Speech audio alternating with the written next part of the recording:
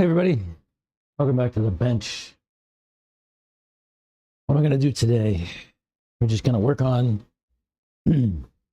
these SOTA shocks and put them on my buggy and see how they run. That's what we're going to do today.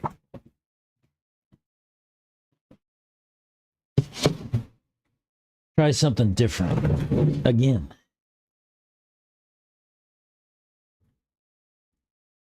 The plan is to take the shocks off of this guy, take the shocks off my buggy, take the springs off my buggy shocks, and put the springs on the Truggy shocks, and put them all on the buggy. And then we'll do that.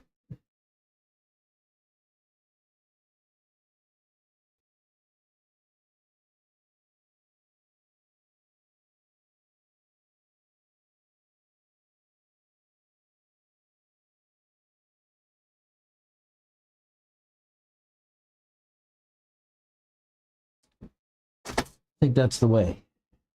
That's what we'll do today.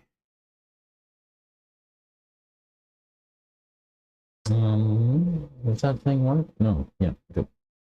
Good.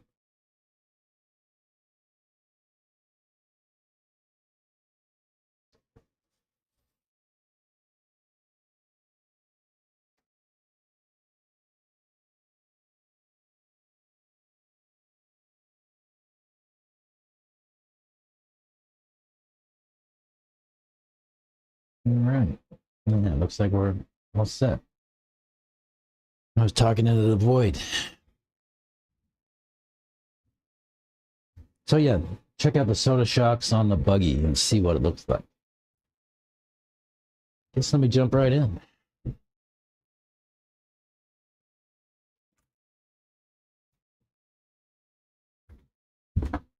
First thing we got to do is take these off. My parts tray.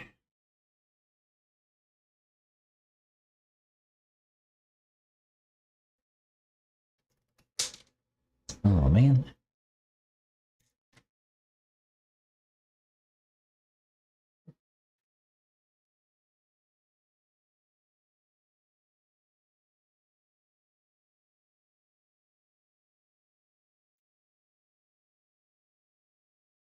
Probably take these tires off and throw them away.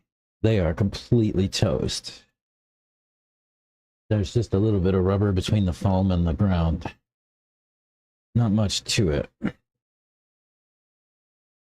I think we'll put some brushies on today, maybe, if I go and run this thing again today. Or steal some off of the bench over there. It looks like we might have a couple of sets. I don't know which way we'll go yet. We'll see.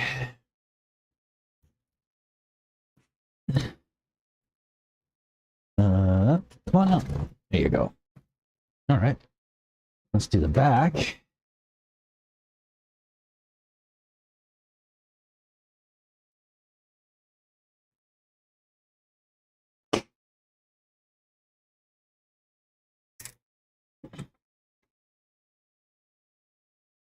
Yeah, I should definitely take these tires off. They're so bad. There's like maybe 1.5 millimeters of rubber. It just folds over all the time. Does not work so well.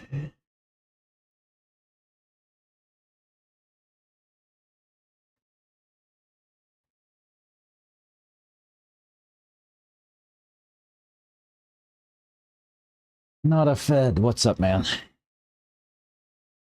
Good to see you back. I'm going to take these SOTA shocks off and put them on my buggy today.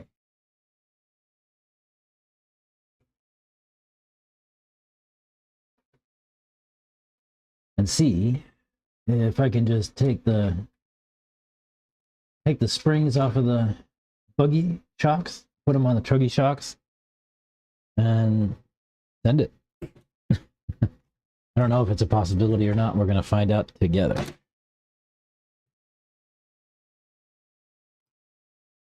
So, no buying, just a little squeak. Maybe some WD-40 for those guys later. Oopsie, dropped my car.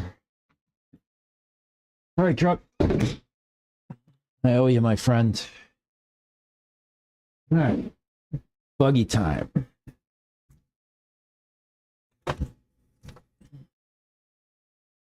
I have not driven this buggy out here since 3 weeks ago, maybe. It's been a while. I'm sad to say. I'm sorry, Buggy.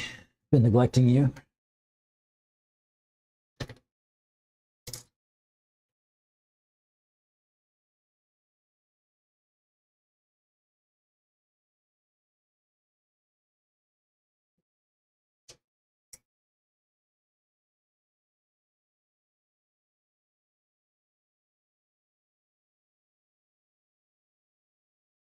This thing is pretty well brand new, too. I just got a couple of packs through it at this point.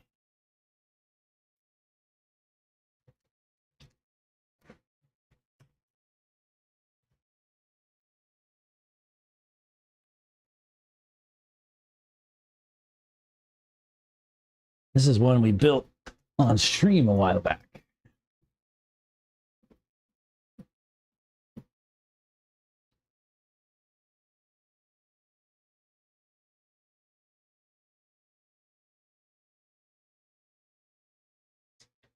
I think that standoff might be a little bent or cross-threaded.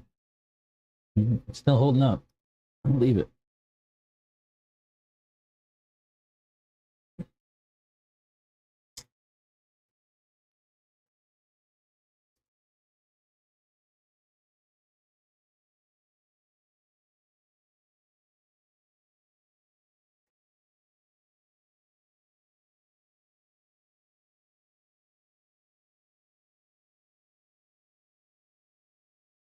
So that's the trick today. Take the SOTA shock package, transfer it to Buggy. I'm not entirely sure it's going to work. All right, first things first. We need 1.5. Here's one. So let me not mix these up. So we have truck, Buggy. And all we're going to do is swap the springs.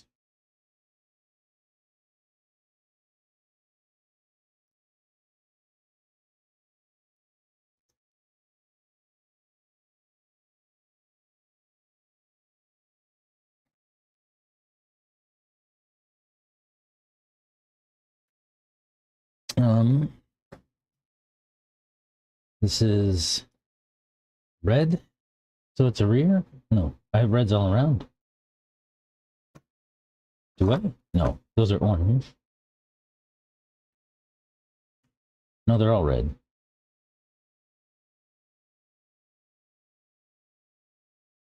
Do I want to put reds? I don't think I do. Let's leave these shocks alone. Let's put other springs.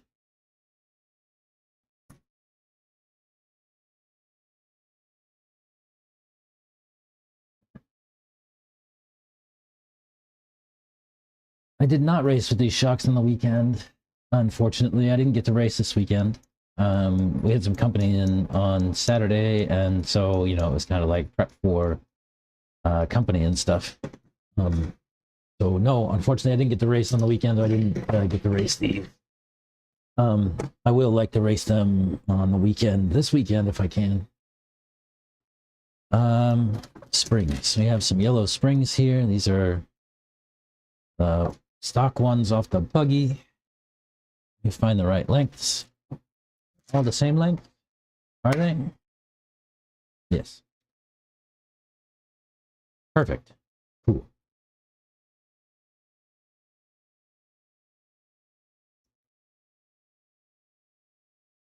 Yeah, I would. I want to try them in a race. They're fast, man. I'm telling you what. I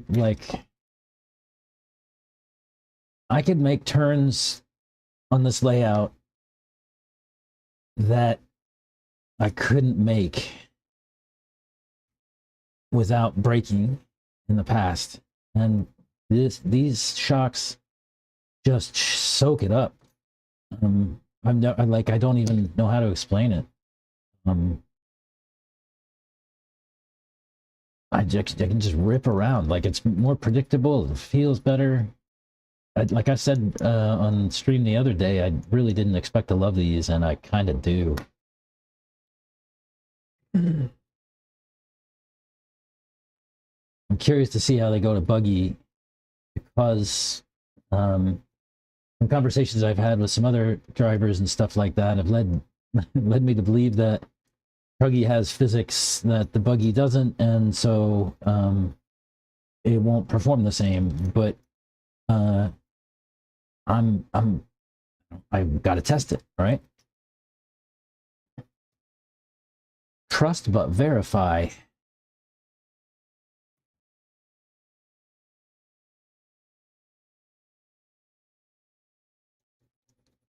So I figured the best way to verify would just be take the shocks off, put Buggy springs on, and put them on a Buggy. See what happens. I think that science would agree that that's probably the best approach, right? Fart around and find out, as it were.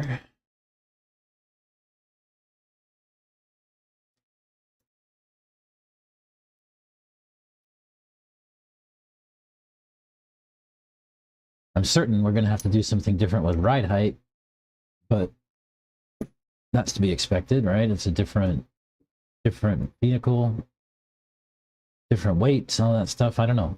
We'll see. We'll see how much we have to change. Maybe not much. Maybe we have to change everything. Who knows? There's one way to find out.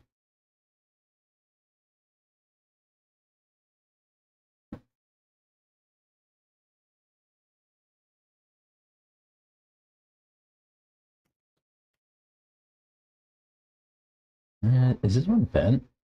No. It just felt a little strange.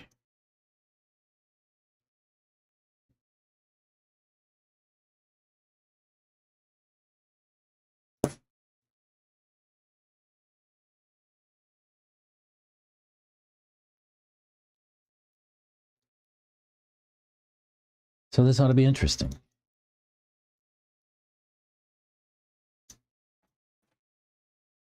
Right? Let's see, we got, these are long bodies, these are short bodies. So these are the backs. Let me move these springs.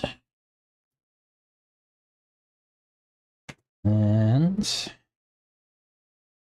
these things on.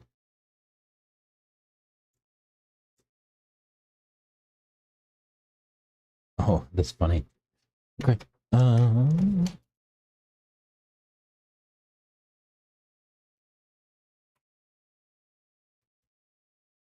these shocks are so long. I didn't even think about that.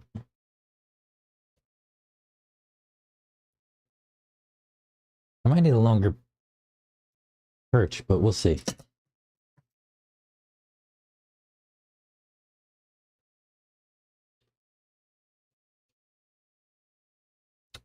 Why did I have this set up? Out.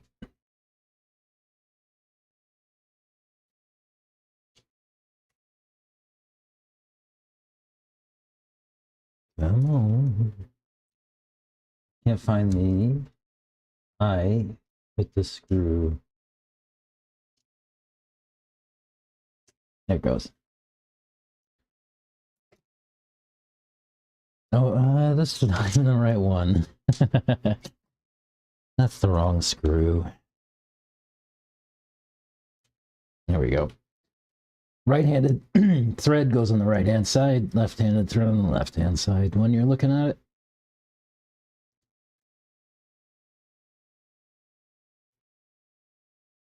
So yeah, so we'll set these shocks, buggy shocks, or truggy shocks up on the buggy.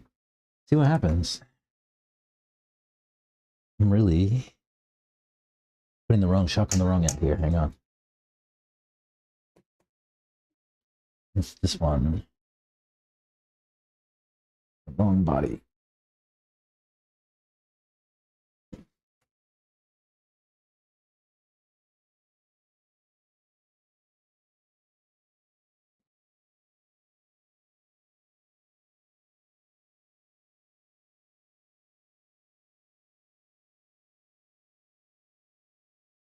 Even only works well on your truggy, and your truggy's still in a good setup. At least you don't have to rebuild two of the shocks completely, right? Yeah, the truggy. I'm telling you, the truggy setup was sick. Sick.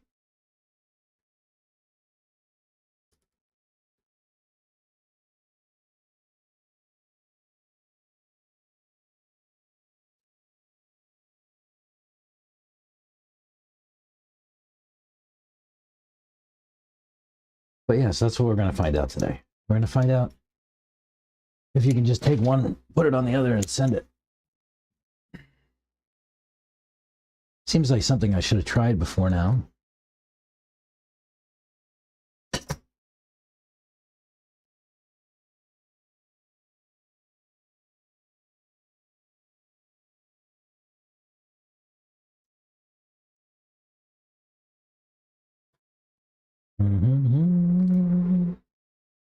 This is a cross-threaded standoff. You know, I should have kept the same nut with it too. Oh well.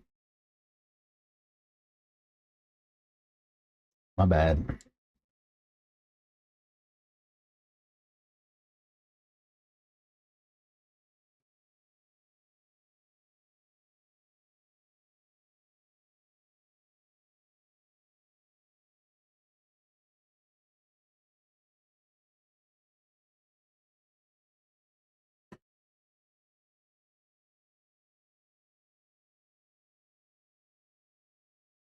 All right, that part's done.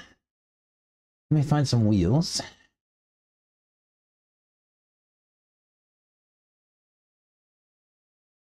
And a battery. Maybe I'll just throw these villains over here on. They're dirty, grimy. Perfect.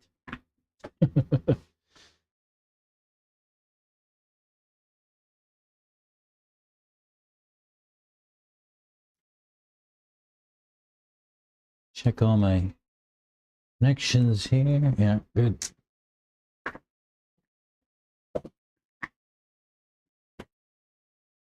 Got some villains.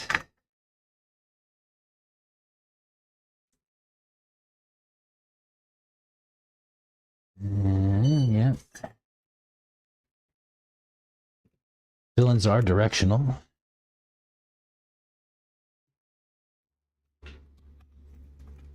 I tend to have the arc that the tread follows face the front on the front and face the back on the back.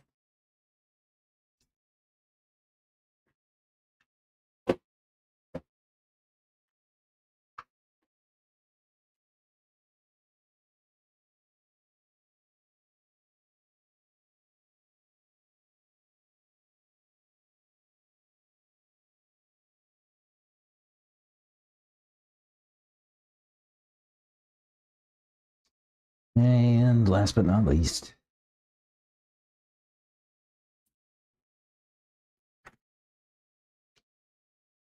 these tires might take a lap to get warm. We shall see. This car has a ton of camber on the rear. I hope that's not a problem. I like a ton of camber on the front. I like a ton of on the front. Did I tighten all these now? Yeah.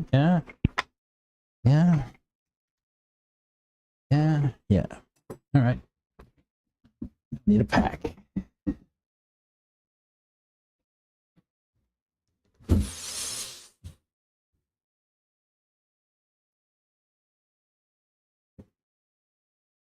And Turn the heat down. There it goes. Way too warm in here.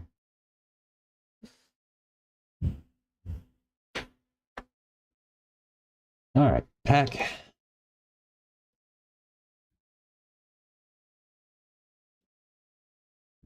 And then we'll check ride height. Send it. And see what happens.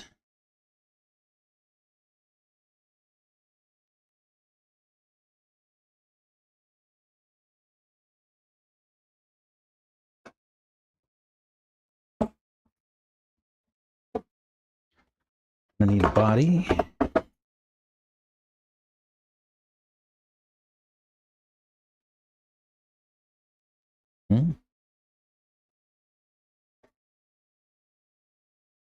There's some creature in here. What is that, a fly? I care about you, fly.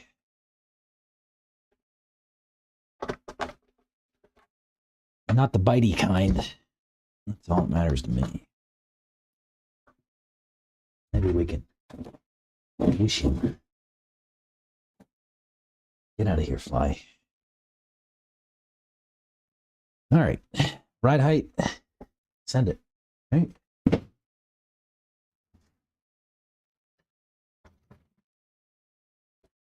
Oh, that's way high. Where's my gauge?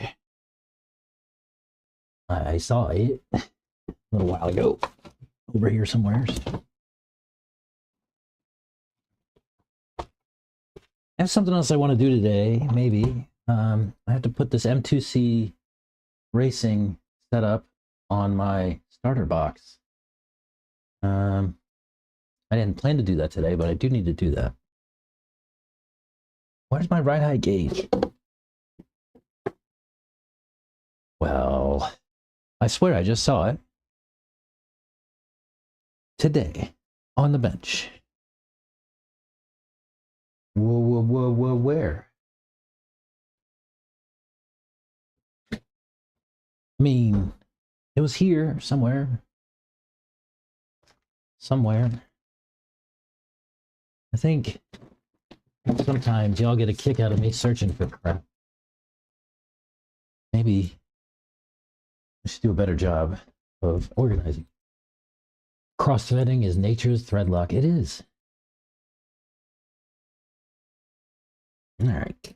So in the rear, we've got 27, and we really need like 25. Okay, not a problem. 2, 3, 5. That's like 24. That's too low. Give it a couple turns back. Now we're at 25. The front is massive. Like I can't even measure it. No, it's 36. It's not that massive. But I don't know if I'm going to be able to bring this down low enough to make it serviceable. We'll see. Might need to put different springs. Shorter springs, perhaps.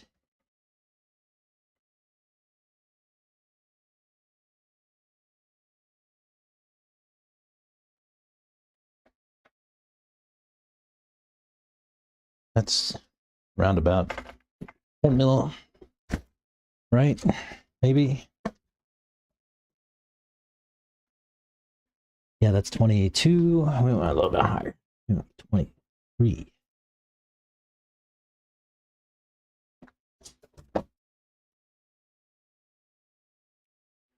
$21. 21 and 23. That won't do. 2, 3, 4. 2, 3, 4 half turns. And this was too low by about the same. Oops. Now we're at 24, 22 and a half.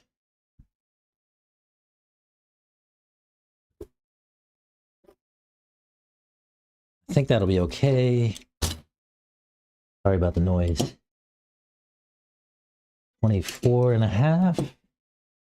Call it 22.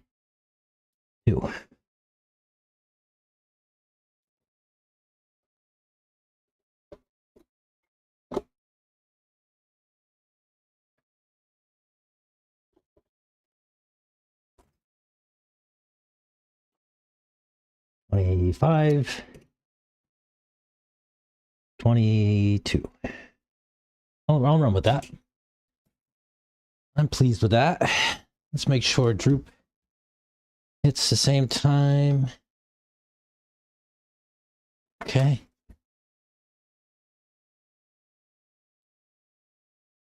Same time, good. Okay. I'm gonna need my radio. And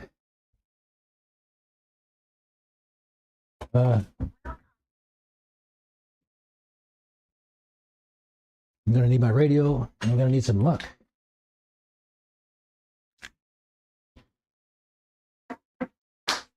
Who's got some luck?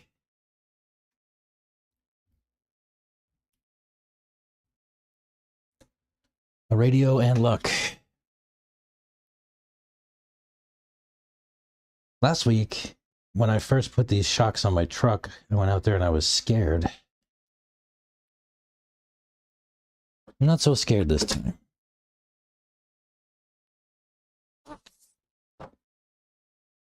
Break a lid. Nice. All right. Let's go see. Be right back.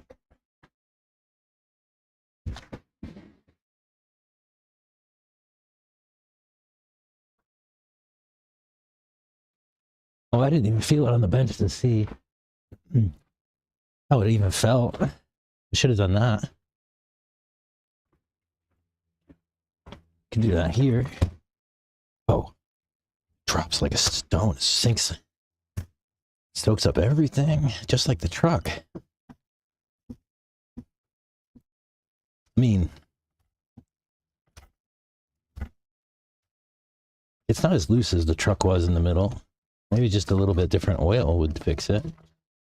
We'll see. See what happens. Fingers crossed.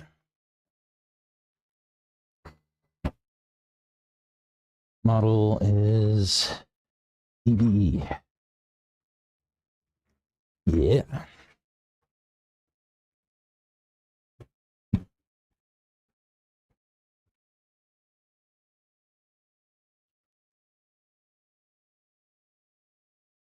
We are go.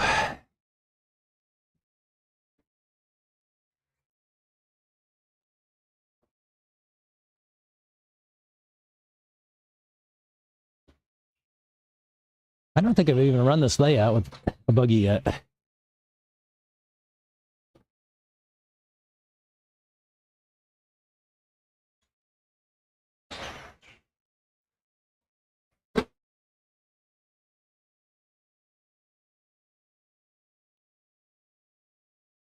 Ride height needs to change. Ooh, it feels good down the straight.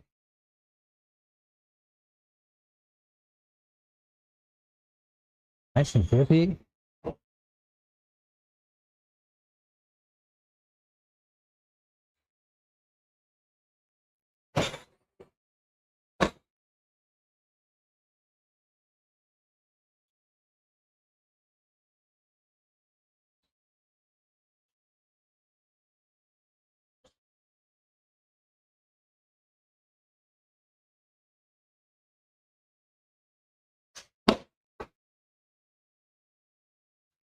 Tasty.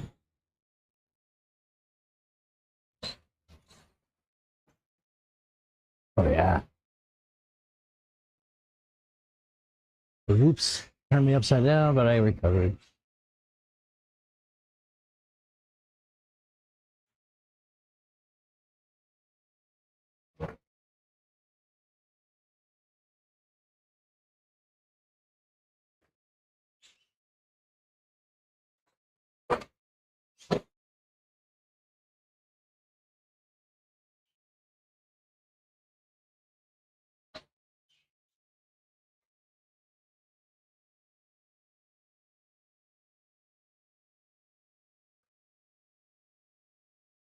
I mean,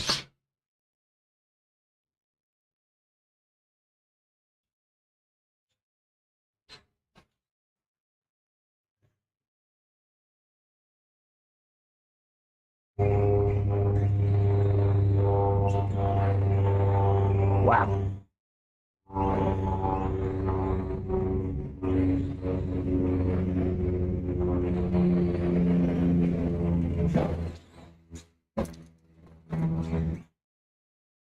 Work out so well, but we're still on all fours.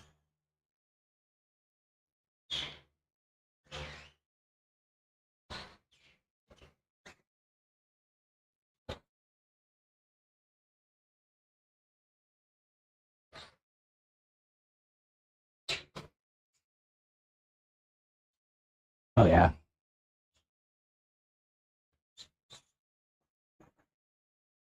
Oh yeah.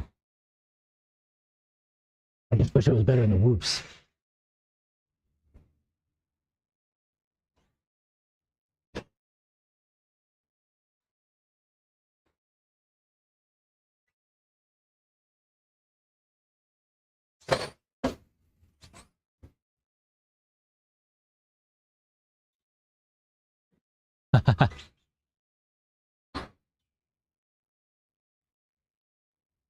It has a lot of grip.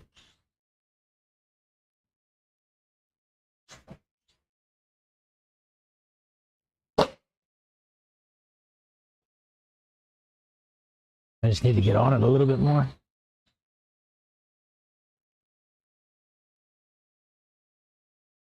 I gotta get through those whoops somehow. It's great everywhere else.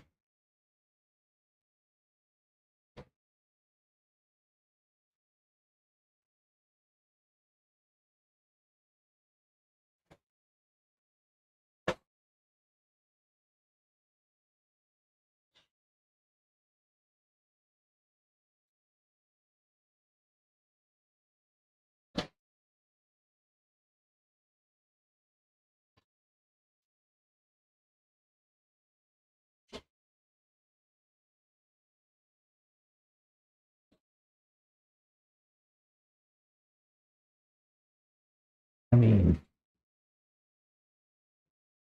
the whoops. The whoops are trash. I get stuck on a pipe.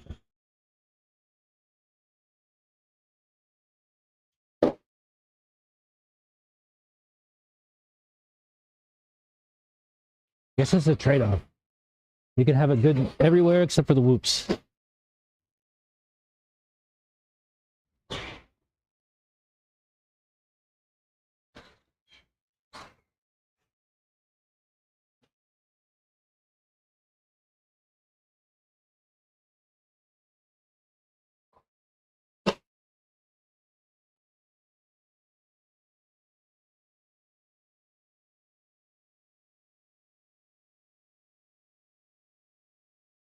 Oh, whoops.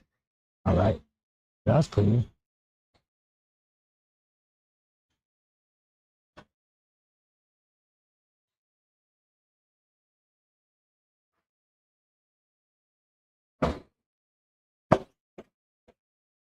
Nice save.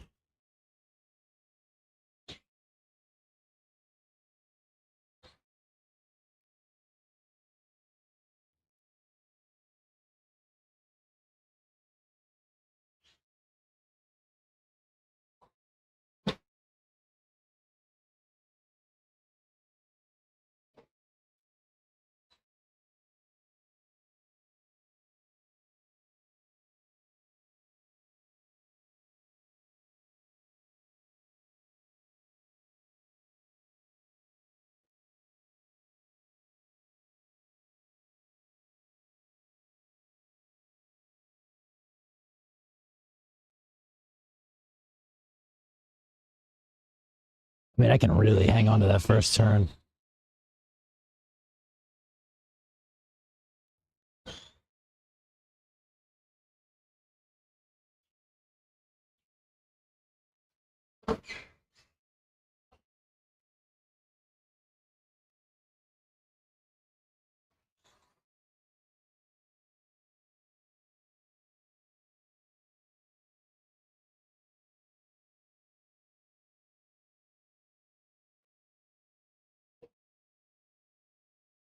Oh yeah.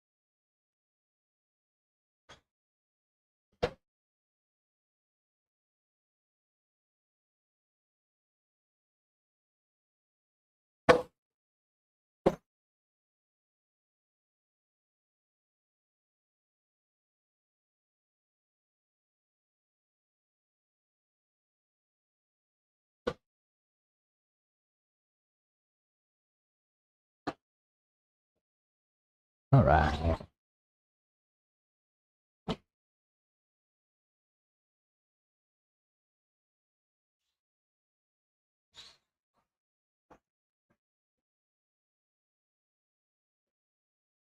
Okay.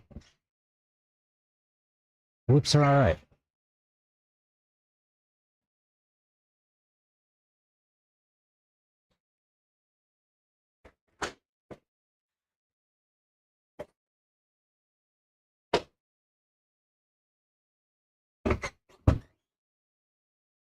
Nice. Yeah. These are groovy.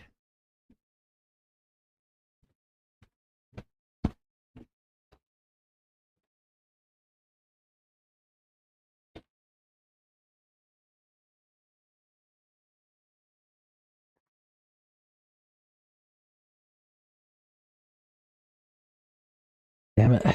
I did not want to like these a lot. There's a little bit of a stop in the rear I can't make a sense of, but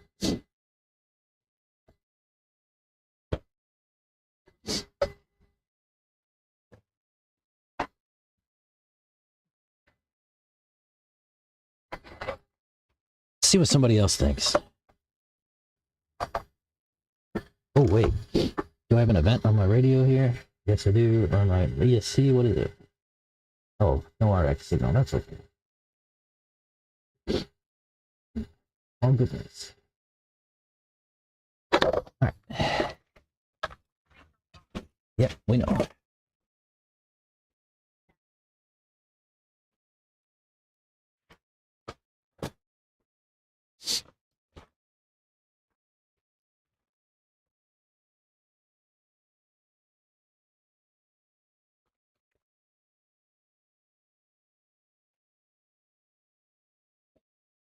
Oh, man. Much. What?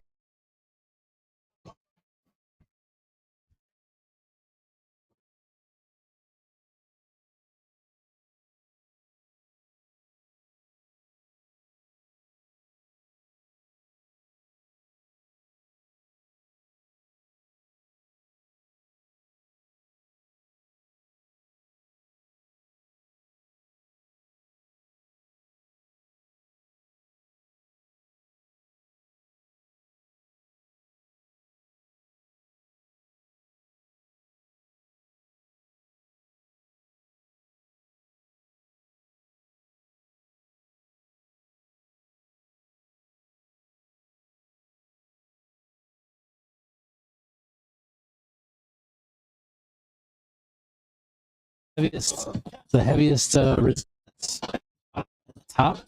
So you have like tons of pack on landing, and then like it goes free in the middle. So it's like, yeah, so soaked it up.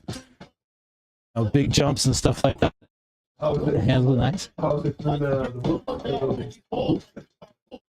Yeah, it's not so much fun. It truck. The truck just goes. But with Buggy, I can get through it all right. I just have to feather. Like I gotta like, you know, tap tap tap tap tap. Yeah. Yeah. Yeah. but everywhere else it feels better than the stock. Yeah, just the whoops, and then like I said, it doesn't matter. The truck's just like, whatever, I don't care. He's just put a buggy. So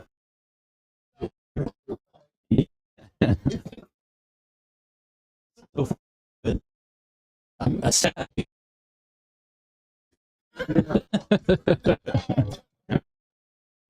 That's all it was like. I'm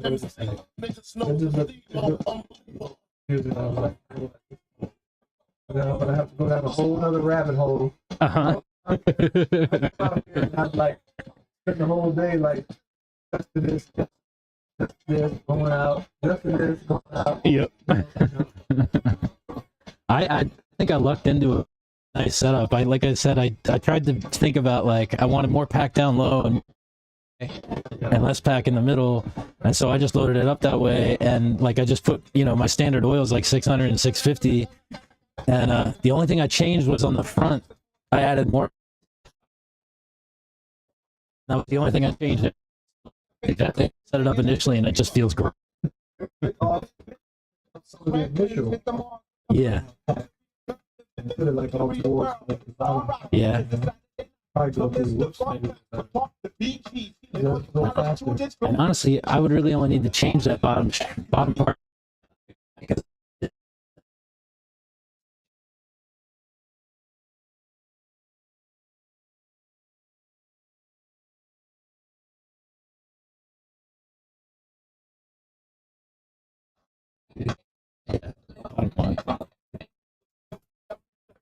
Maybe I'll do that. Everything trade off. Everything's a trade off. All right, man. See you in a bit.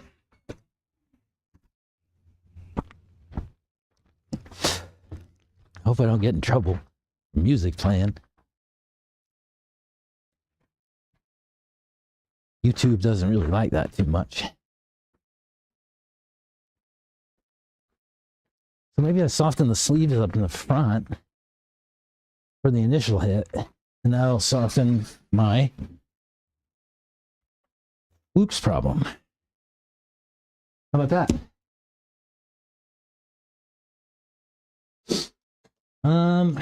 Yeah, I mean, lighter oil. We need waiting music. The mic's in and out. Oh, sorry. Wonder if you need lighter oil. And yeah, I don't think so. Like it feels pretty good. The only thing I'm a little bit worried about is like we were just talking about.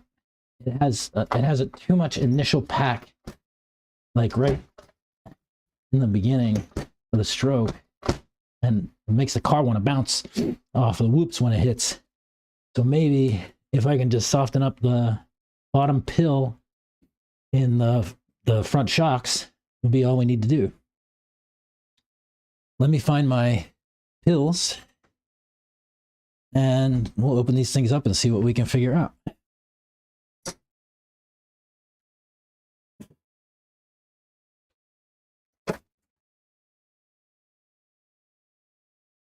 But otherwise, felt nice.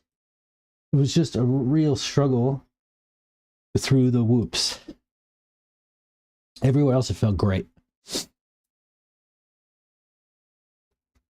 The whole rest of the track felt good. Just the whoops. So maybe, if, like Reggie says, if I soften up that that first impact on the shock, that might be the ticket. And I think I have like the biggest one in there. I think I've got the gray one in the bottom. So plenty of room to make movements.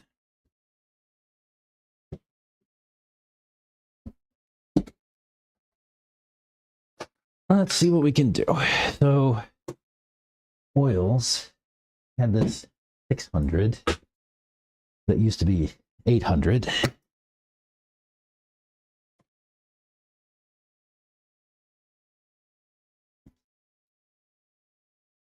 Looks like there's a little bit of oil come out of the bottom of this one. We'll check it out too while we got it open.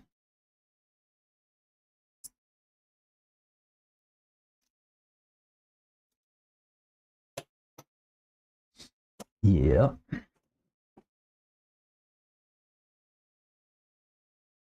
But I like that. It felt good. I do like that.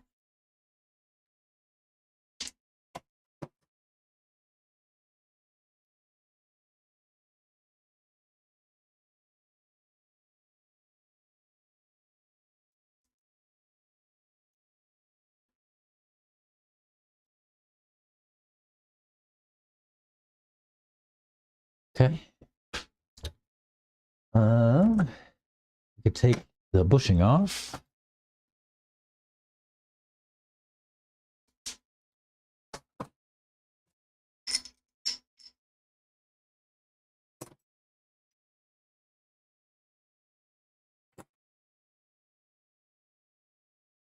There's my paper towel.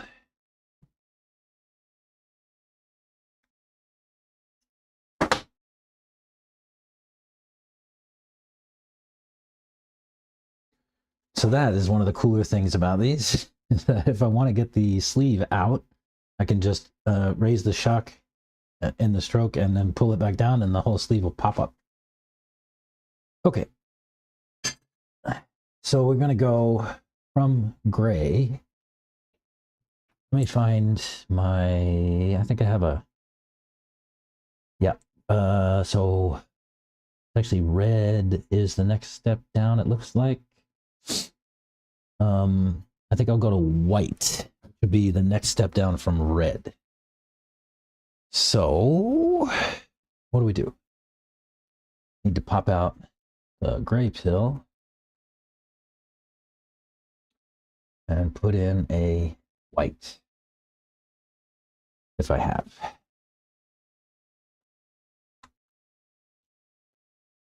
White, yes. Oh my, I have a mess is what I have. There's a white. There's a white.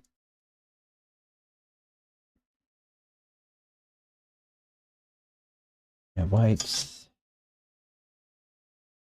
Good, good, good. Okay. White.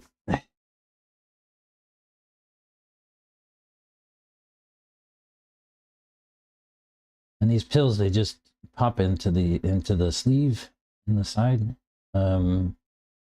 They snap in, usually, like that. Yeah. And then you just put it back in the shock body and fill it back with oil. Oh yeah, you know, one of the things that's kind of important is that you have to line up the piston with the shock body insert. That doesn't want to do it. Let's see. What am I doing wrong? The valve for the piston, valve and the piston don't want to separate from one another. And spin. How do I fix that? Ah, here we go. Okay. There we go. Okay. Now we just need some oil.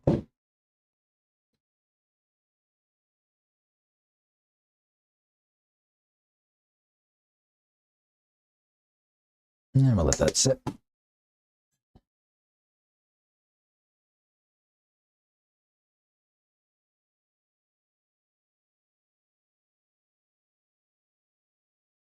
I'm just going to try to get some of these air bubbles out of the channel on the side.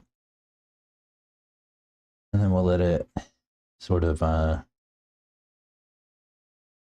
bleed out the air bubbles from there. Just want to make sure they got all the air bubbles out of the shock body. And that looks like we're good. And then I'll just let that sit. Cool.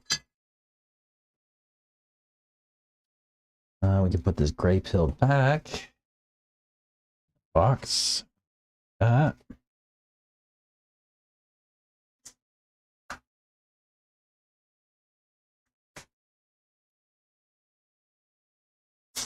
all right, and let's open the next one.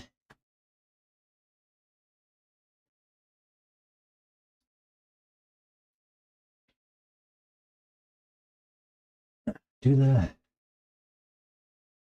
sort of figured it wouldn't go directly to bug you. The lever arm is so much different on the truck. Yeah, it is for sure. The SOTA pistons fit snug in the sleeve. There is some blow by.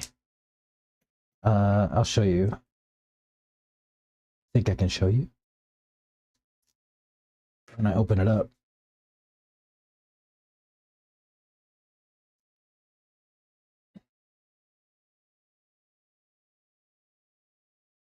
It's snuggish.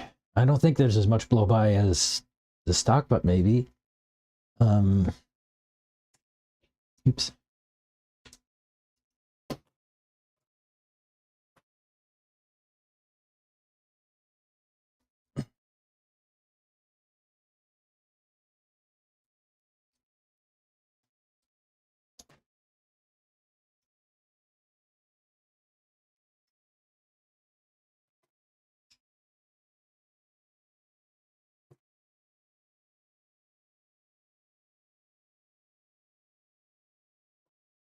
Here you go.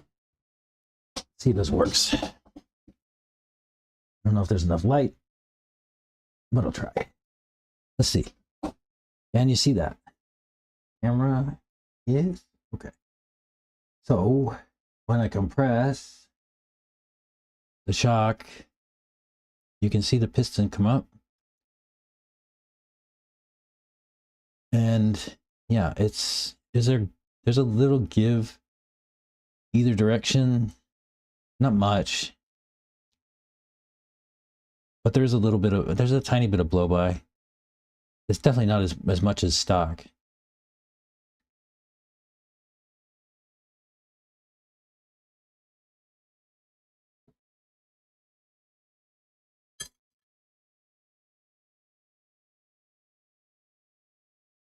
We said we're going to take the gray one out, place it with this white one.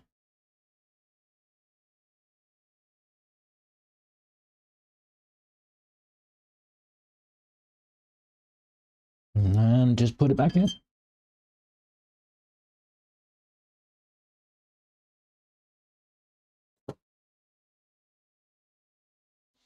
And then refill with some oil.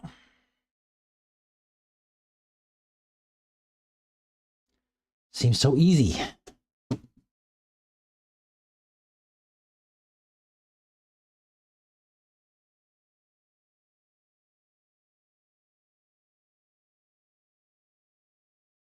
So cool. All right. We'll let those soak for a little bit. And then we'll come back to them.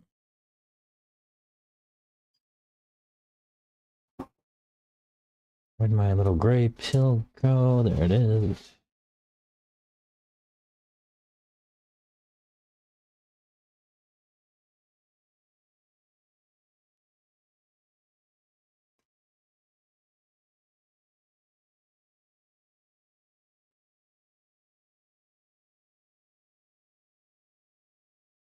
All right. Is that kind of looking? Yeah, I need that vacuum chamber. That's what I need. So I don't know, are these bubbles or something else?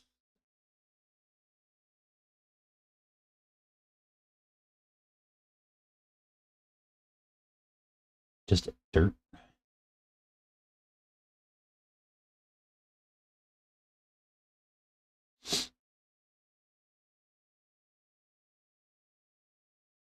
I still see bubbles coming up though. Oh, that's it. Let it soak.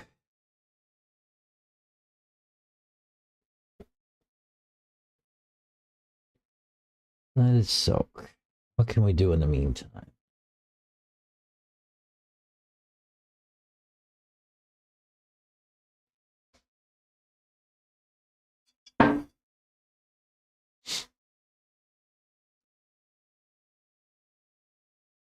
I can actually see air bubbles coming up from around the side of the insert in the body.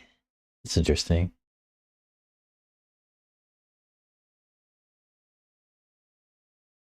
Pretty cool.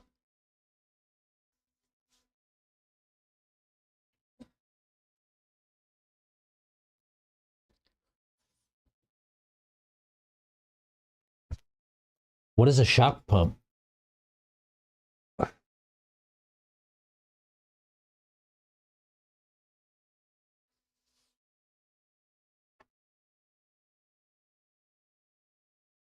I don't know what a shock pump is. What I should do is get with the SOTA guys. I think they have like a shock dyno. That would be pretty cool to play with. To understand what they did to build it. Build my own, maybe? A shock dyno sounds like the pinnacle.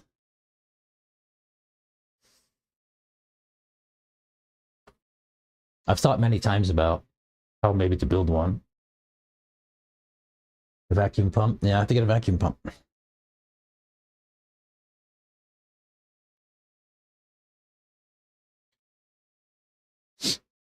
All right. Cap these. I think it's soaked long enough. Oh, I noted when I built these the first time, it makes the most sense to remove the bleeder screw while bleeding it. It sounds counterintuitive, but you'll see.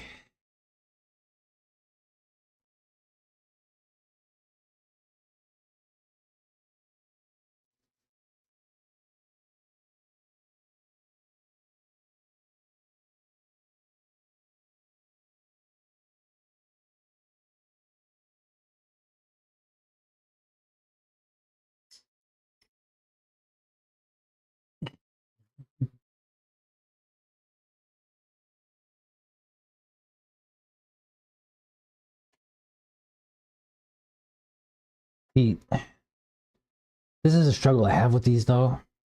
They're very difficult to get bled right with the bladders.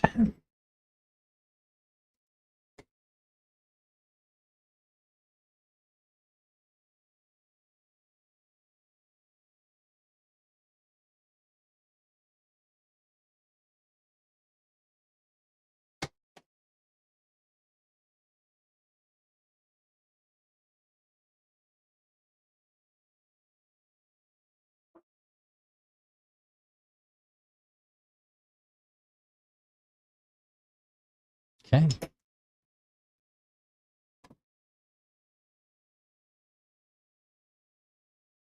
That feels pretty good. And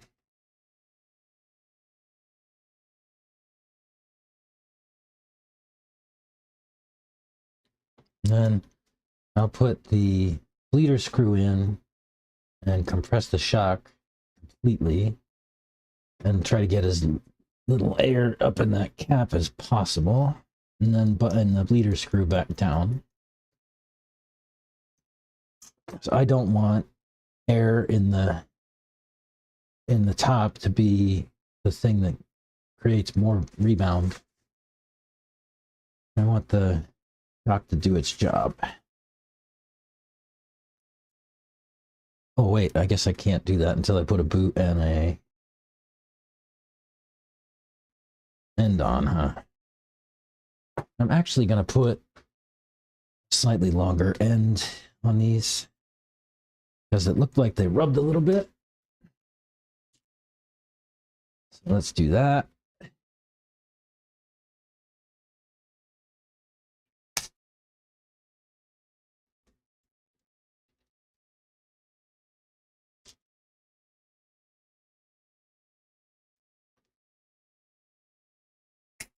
No, don't lose the ball.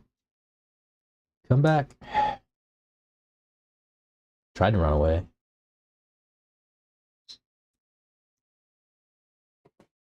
Okay.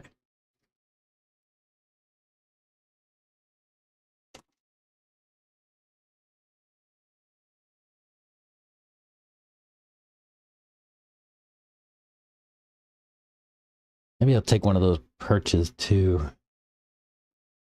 Fresh one.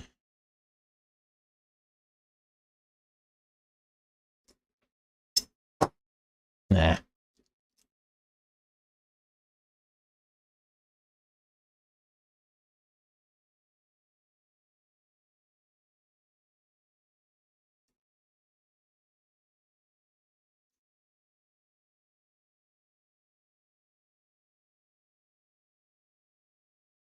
Okay. That feels pretty good.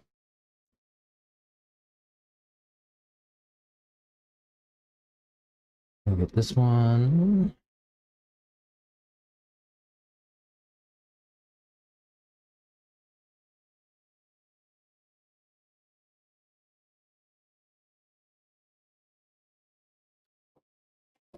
Bleed it.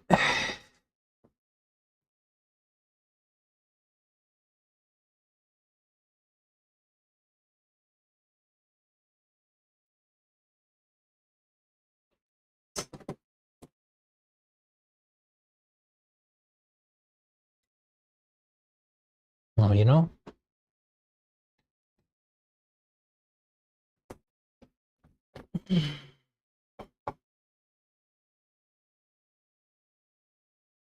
I did forget to take the bleeder screw out of the cap.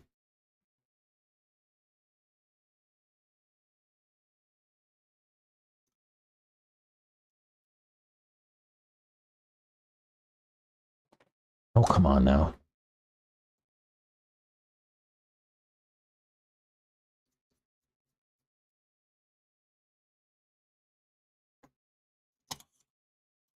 For real?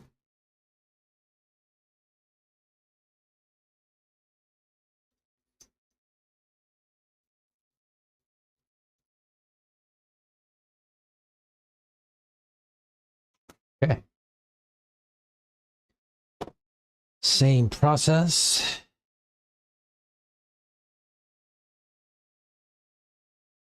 Pop this eye.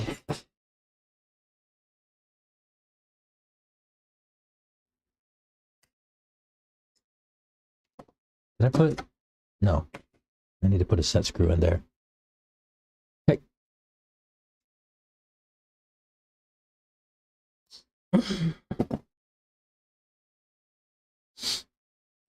Boot.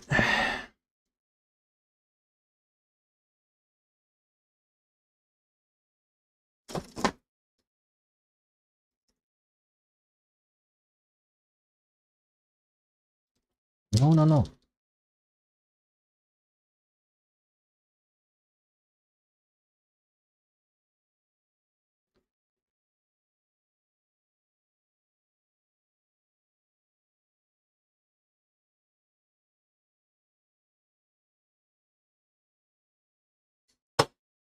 Spring.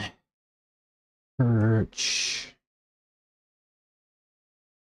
And grub screw.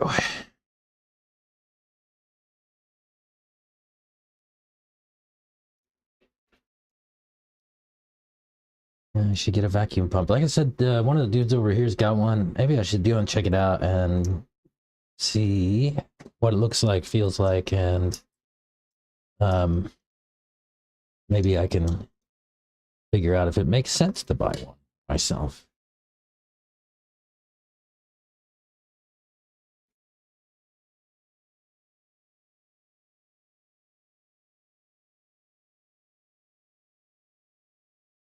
He and I are about the same speed on the track. If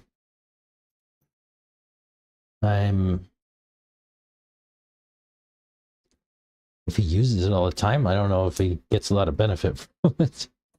If we're running about the same speed.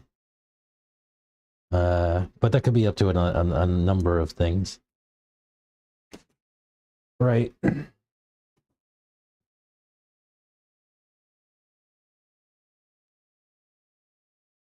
We have roughly the same times around the track. Car, yeah.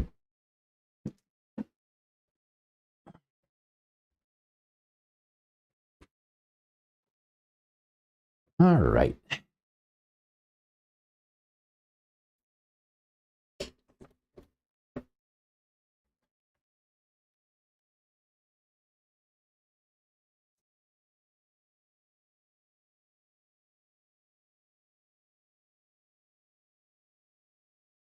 There we go.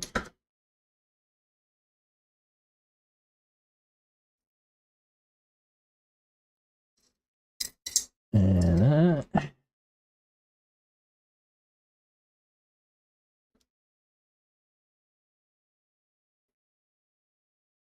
had a conversation with an old friend of mine today that I used to work with. And he asked me if I talked to any of these folks that I used to work with in my last job. And I told him, hell no. I tried to talk to him. I tried to tell him the way forward. They didn't want to listen to me. And now they're stuck trying to understand where to go next. And if they had listened to me, we wouldn't be here.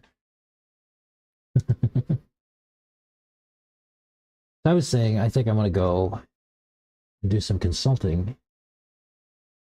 Try to find some gigs where somebody wants to build something and needs some help.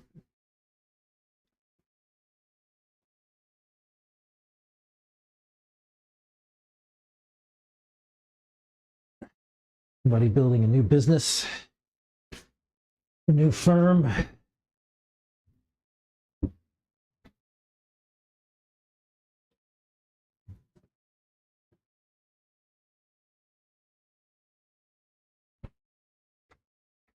Or maybe go help some venture capital companies that feel like they want to buy some stuff. Go do some work with the companies to understand if they're worth buying. I don't know. I don't know what the future holds yet.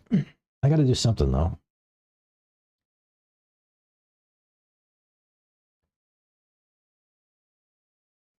I don't think I care to work for a corporate mafioso again. I've had my fill.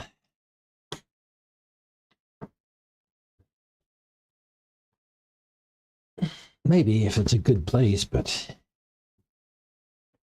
it's got to have the right people and the right culture.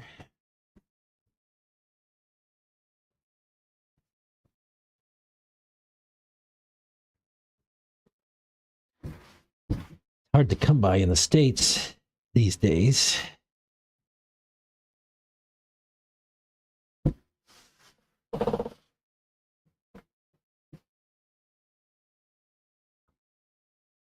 Here, everyone is focused on the next dollar. The one they can make tomorrow, not the one they can make next year. They don't care about the ones that they can make next year. They only care about the ones they can make tomorrow. Short-term thinking causes long-term trouble and instability.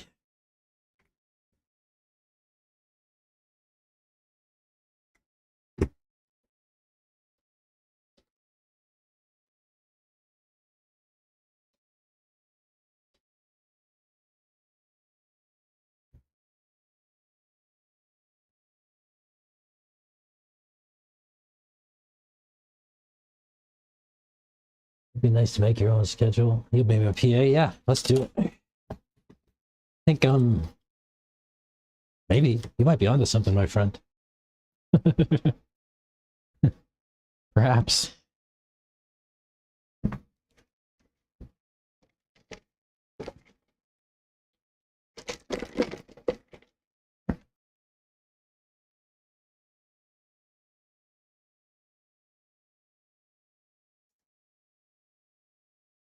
You might be onto something there.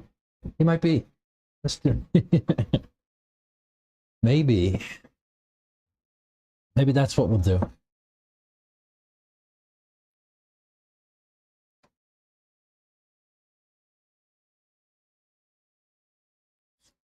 I go and help people to make better decisions.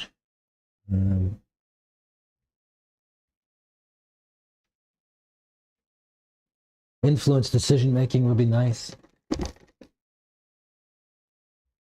in a positive way, hopefully only. I'd hate to negatively influence a thing, anything for that matter. So yeah, maybe let's keep thinking about that. Could be fun. Let's see what we can do for ride height here. And then I'll put it out on the track and see how it does in the whoops. Because that was the downside last run, right? The shocks felt great everywhere except for the whoops. And I had to use throttle inputs to kind of control how the car went through the whoops. But literally everywhere else, it was great.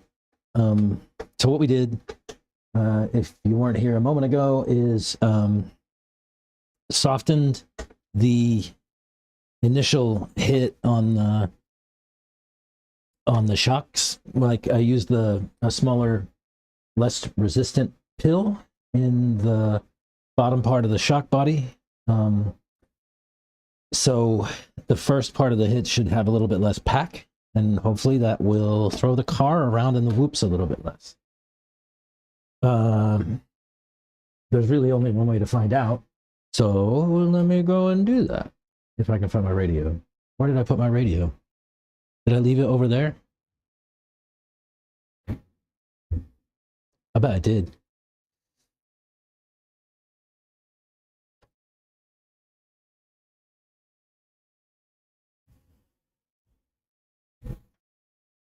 Yeah, let me go find my radio. Get it running, and then I'll be back. If I can find my radio.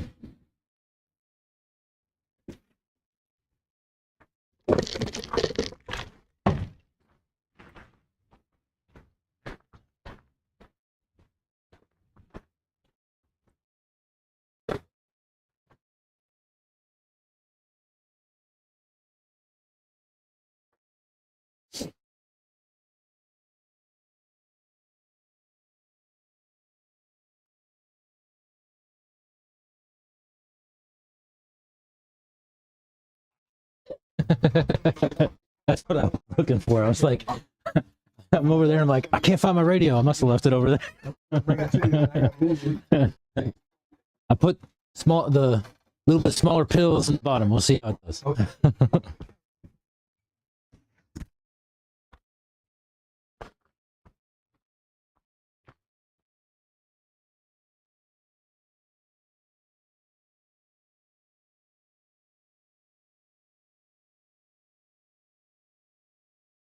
All right, height.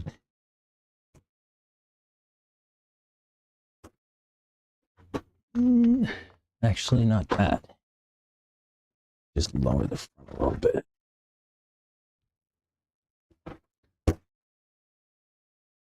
Okay.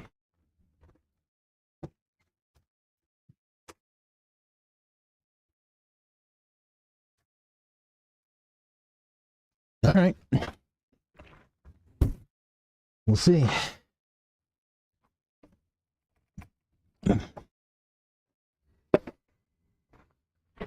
Looks good.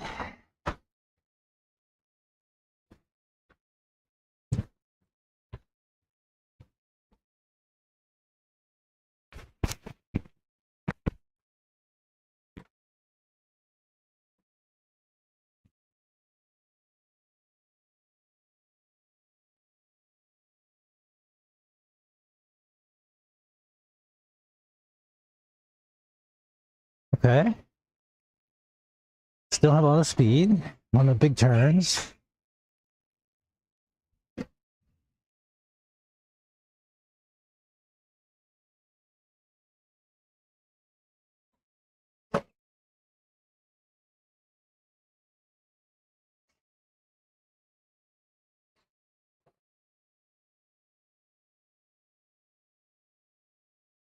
Yeah, better.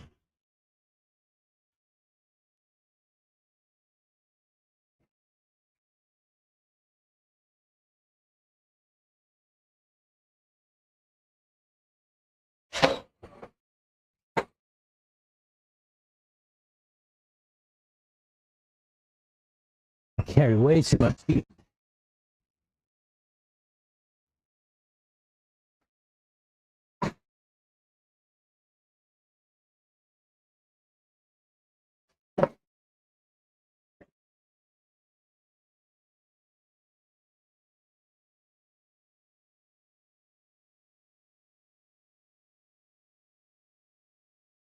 I mean, we could do better for the groups.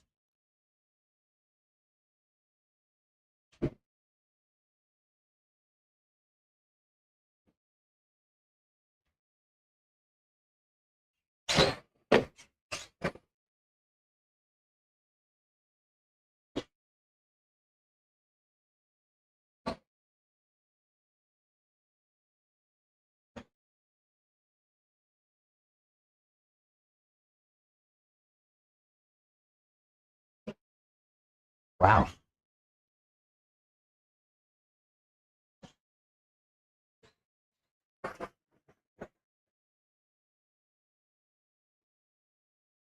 I mean, yeah.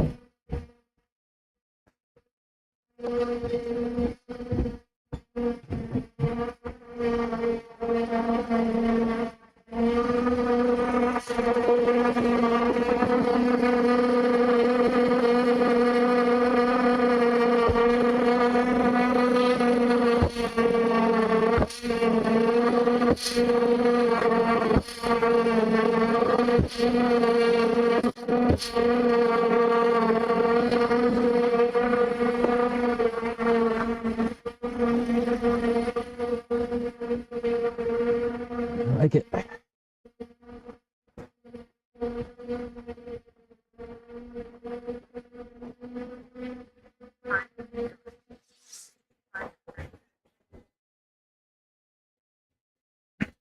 All right.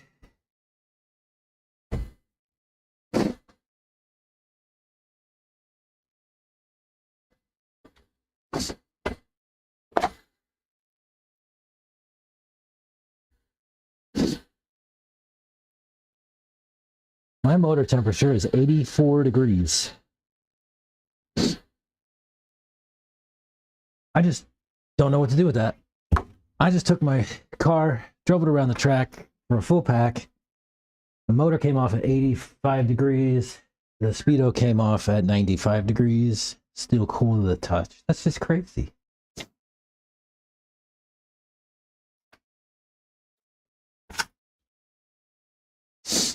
Just crazy.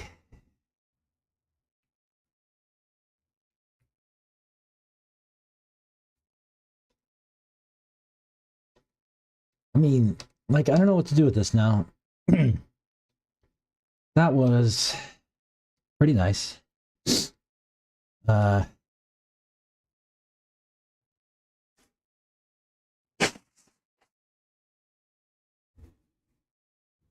So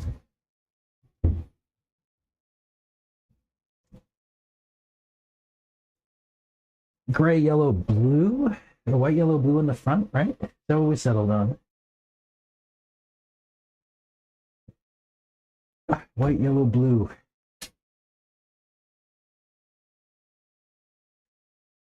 White, yellow, blue. I should make a note of this stuff.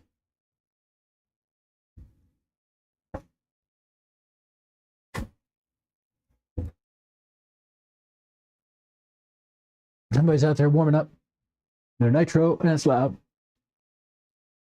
We'll just close the door.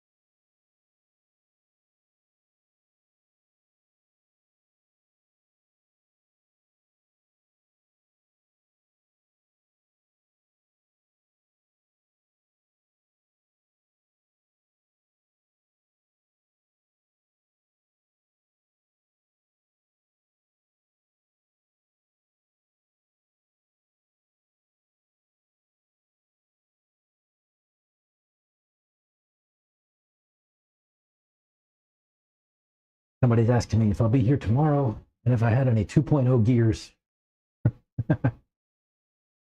or diff gears for the car. So guess I'll be helping out somebody tomorrow with some gears. But yes, I'll be here tomorrow.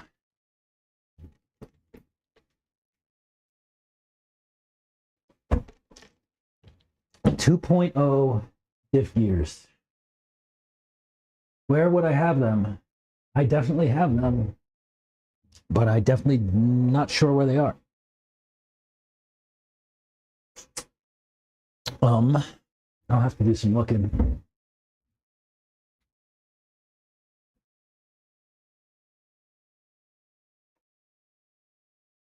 You keep a notebook to write changes in? Have you seen the setup sheet application that Will Allen is building? Let me share.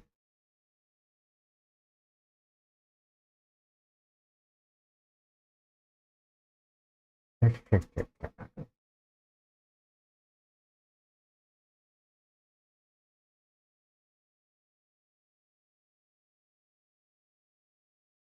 me see if I can put this link in.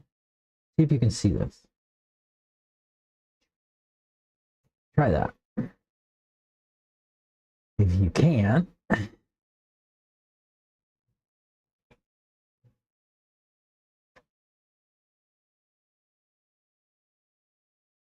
I can maybe share my screen. Let's see. Dashboard. Let's do that. Screen capture on. Boom. Boom. There we go. And can you see that okay? So yeah, so this is kind of the setup tracker app. I don't have but one setup here, but you can create all your new setups and you can save them. And he wants to be able to let you be able to do diffs between each one, so you can have a sense of, you know, when I made this change, this happened. And it'll also include race results. So if you want to bring in your race results from Live RC, you can do that. Or you can put them in manually. Race results that are tied to a setup for tracking and that kind of stuff. And then the idea is to be able to also have a community where people can share. He's got a nice little guide that shows you like, hey, if you want to increase front grip, try these things, right? Or you want, you know, you have oversteer and you don't want it, try these things. So nice little setup guide. Yeah, it's nice so far. It's still kind of in work in progress here. But I helped him out a little bit, like giving him some product guidance and things like that.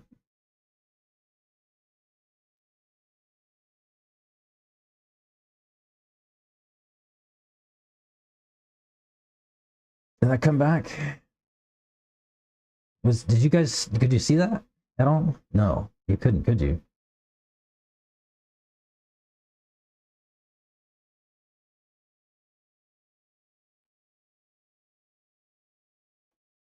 I don't know what I did wrong.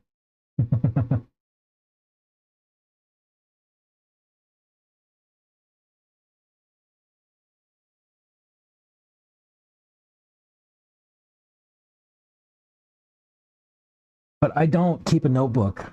I don't track setups and stuff like that. In any case, I don't. I find it too cumbersome.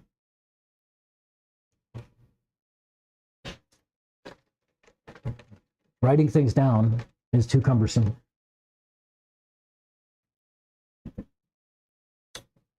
I need to come up with like a digital personal assistant or something, and I could just read stuff too, or maybe I could like transcribe these videos and feed them into chat or something like that and say, hey, track my changes for me. That would probably be ideal. I bet you I could do that. I could just get transcripts from these streams, feed it into ChatGPT, and tell it to track my changes for me, because I'm audible about what I'm changing, right? Like I talk out loud about what I'm changing.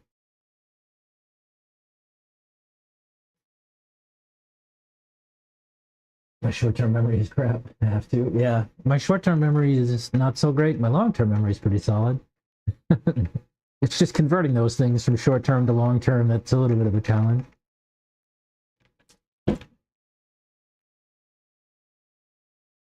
That's where I struggle. Converting short-term to long-term memory.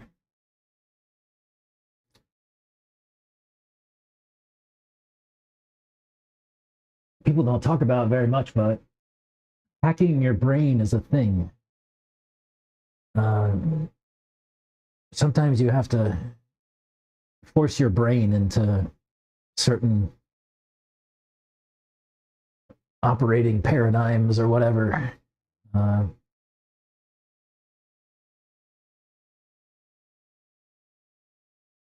Sometimes if you don't hack your brain will run without you, without your input, and it might lead you to do something you wouldn't do otherwise.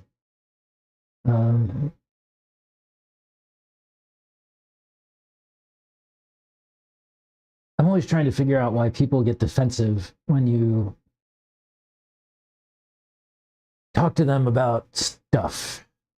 It seems that people are foremost concerned with their social safety, their acceptance in the group, the social order.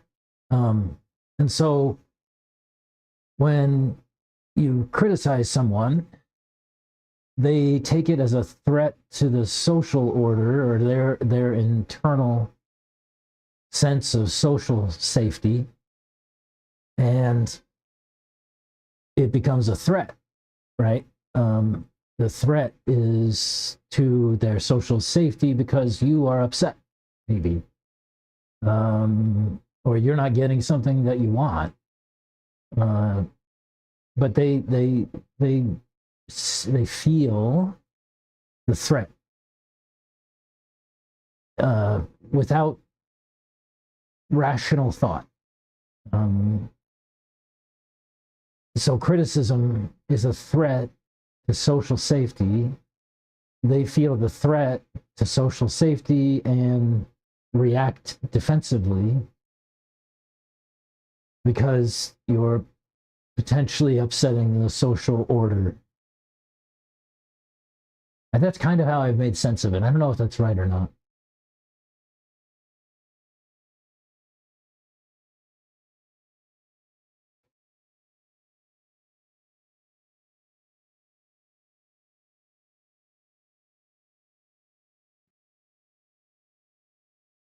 Where are we going with that?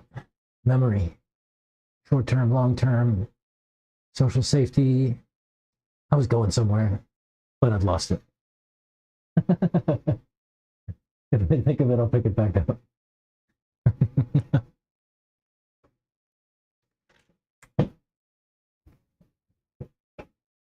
There was a message in there somewhere, but I lost it myself, so I can't give it to you. And that's the way that goes.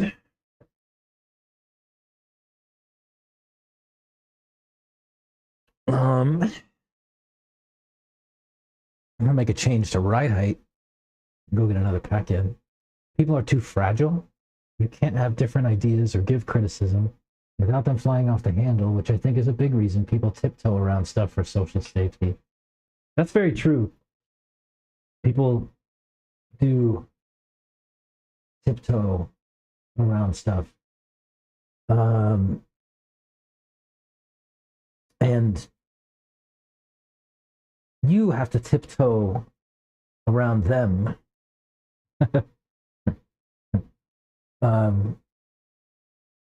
You have to bring something without triggering that threat mechanism. Because once the threat mechanism gets triggered, rational thought cannot be had. It's once the threat mechanism is triggered, it's everything is defensive and a wall is up. No meaningful exchange can really be had. It's all about figuring out how to make somebody feel, I guess, safe at the outset, and then delivering a message. I still haven't figured that out.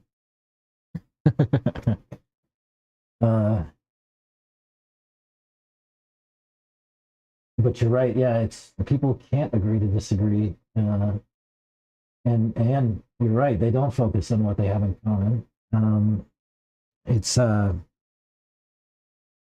It's not positive.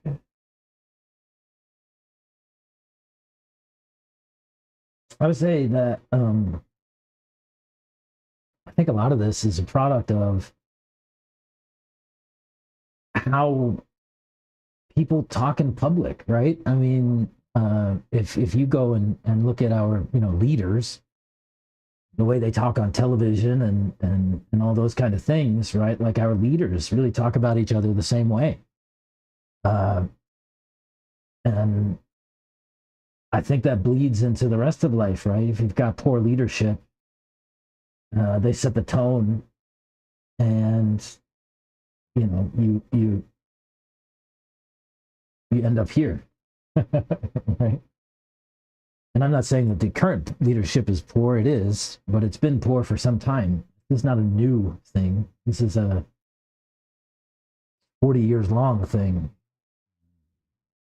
As long as my lifetime, anyway.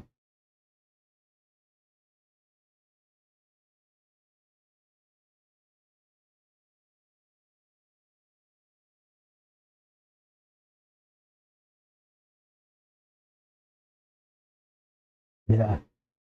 Whoever is really in charge is doing a great job of keeping everyone divided for sure. And they want it that way. And we give them what they want by further dividing on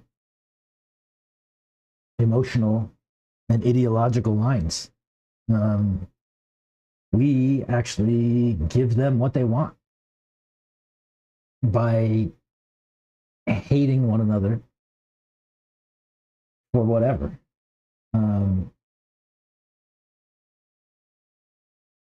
I don't know how we got to a place where everything is black and white and there's not like any gray in the middle, and that if you perform one act that violates my sensibilities, you are automatically a bad person altogether, right? You only did one thing, and it was a boneheaded mistake, but people will actually consider that one bad thing that you did to be all of you and say, well, that's a bad person, even though they just did what that person might even consider to be a bad thing. It was a mistake, maybe. Why do we need to throw the baby out with the bathwater, so to speak, and say because somebody did something that they are not okay or enough or what? I don't know. It's even worse than that. It's because somebody thinks of something a little bit differently. Now they're the other, right? Like they're other than. They're not. They're somehow less human. And I don't think that's right. I mean, just because a person thinks something in one aspect of their life doesn't mean that they're like a bad person. They just don't know any better, right? Don't know any better I can work with. Right? Bad people I can't work with. But I don't think that there's many of those. I think there's people who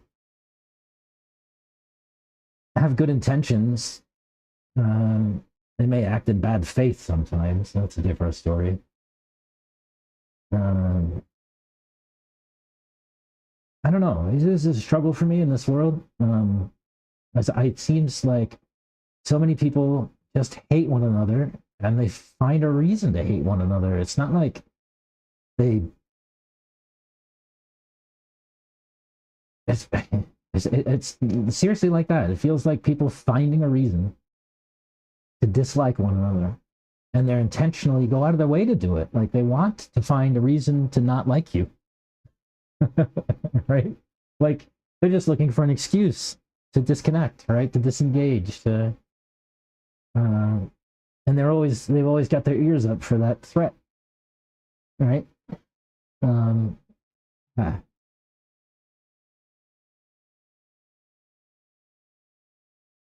I struggle with that myself. I don't know what to do about it. It's just a human condition, I guess. I'm finding though that I think a lot differently than a lot of other humans. Flat earthers might be bad people. They are willingly dumb. They are willingly dumb, flat earthers. Maybe. I don't know. Everyone knows it's a hot dog shaped here. That's right.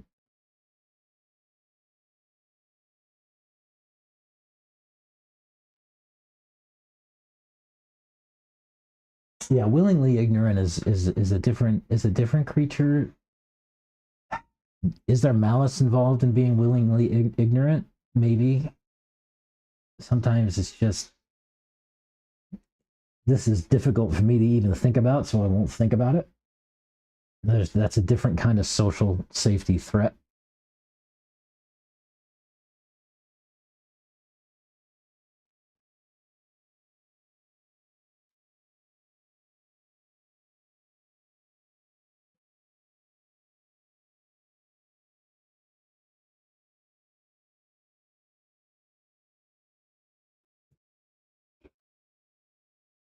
Let me go out here with a pack and see if I can keep up with Mr. Tongue. I bet I can't, but I can try.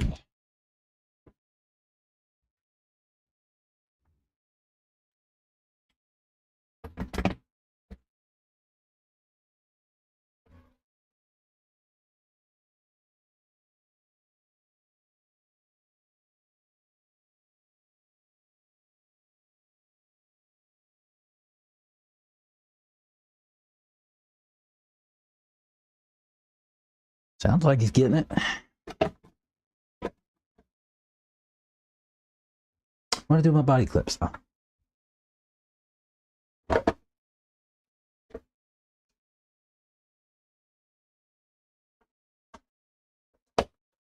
Let's see what we can do. Be back.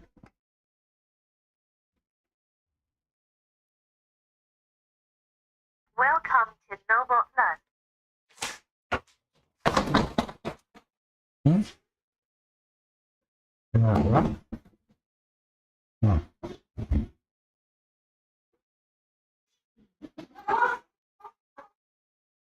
Yeah, you're right.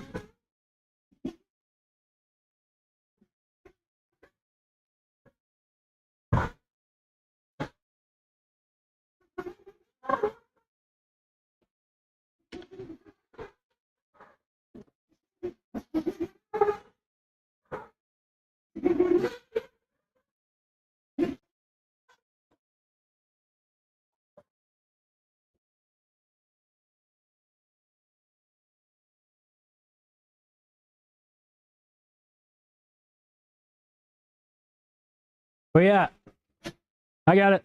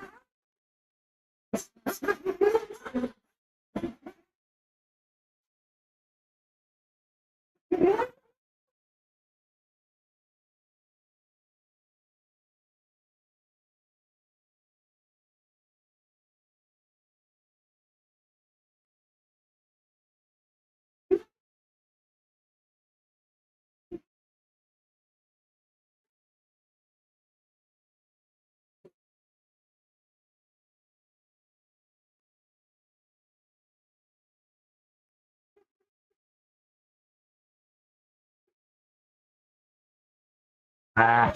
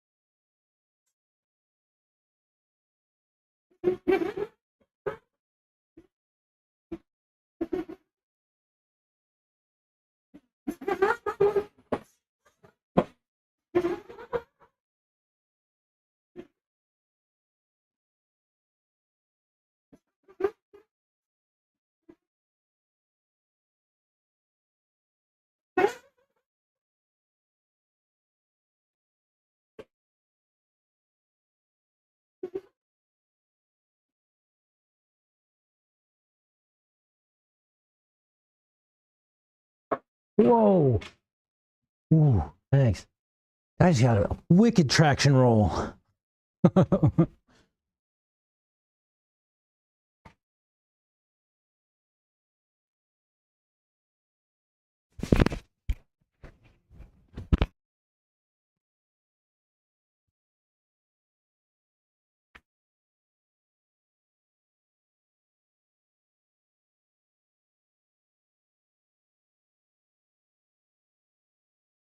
Much grip.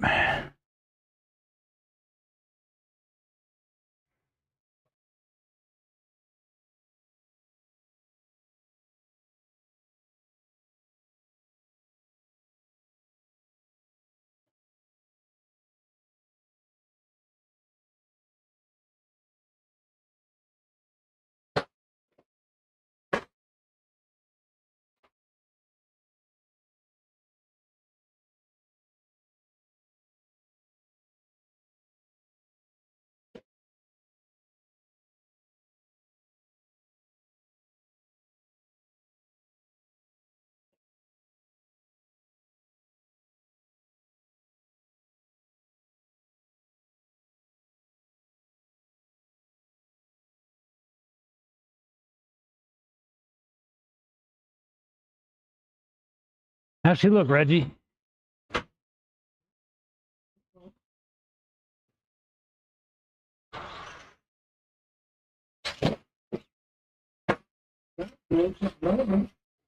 Oh, Tire's stuck a little hard.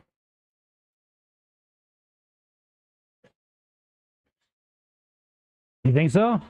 Tire's stuck a little hard.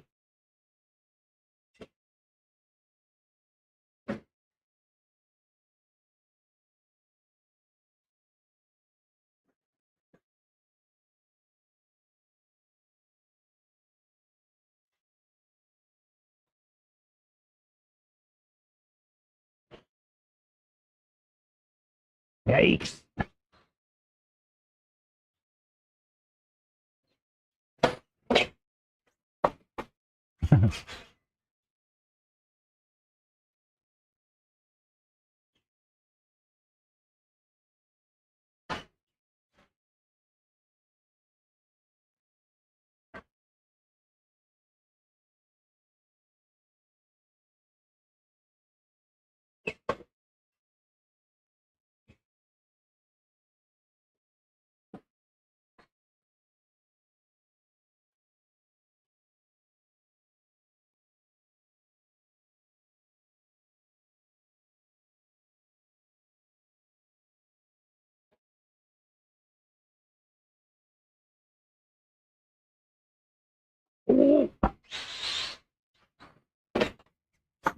Too much grip.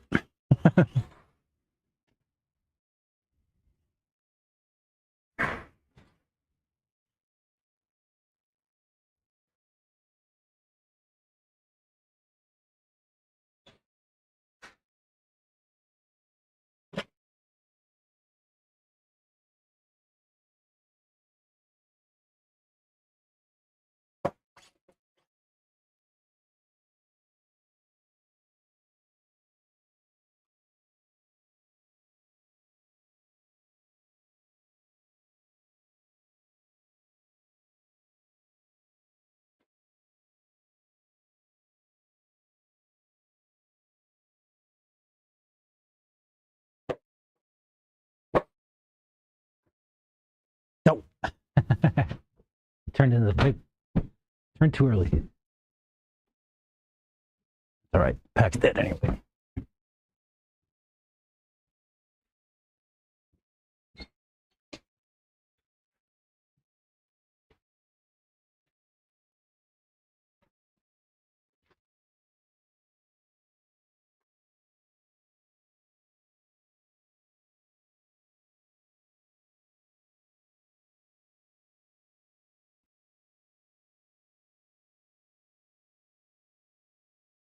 Tires are a little too hard, huh? Yeah, maybe.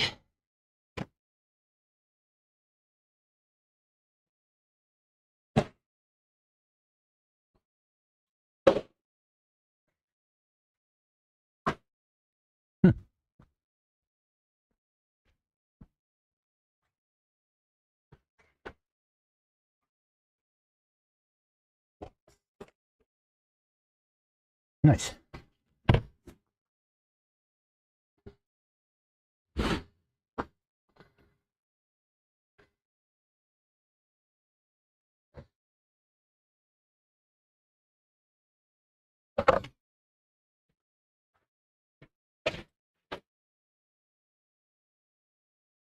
I like it.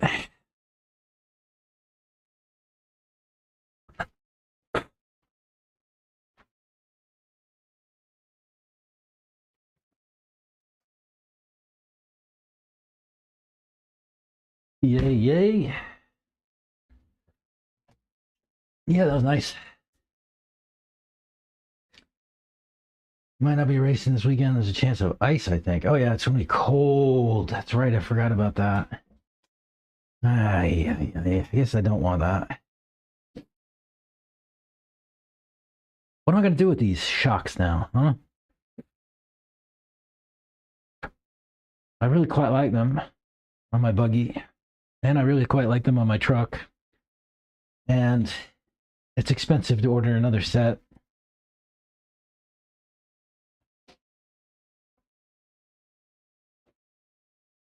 What's the way?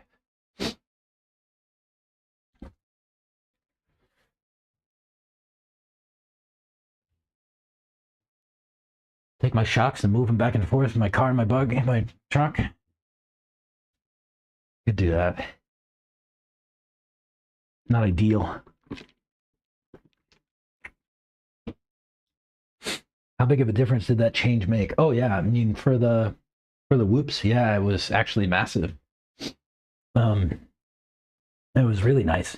So I just changed those bottom pills out in the front to I just went down 2 sizes, right? I went from a gray red would be 1 step down, and white was the next step down. So I put white in the bottom. So I have white, yellow, blue in the front. Top to bottom, or bottom to top, right? So white, yellow, blue. Yeah, big difference. I really liked it. Probably would keep it. However, what I should do is probably put my buggy shocks back on and drive it, and see how it feels with the old ones, right? Let's do that. And I'll put these ones back on my truck in the meantime too. And then we'll run that pack. Maybe call it a day.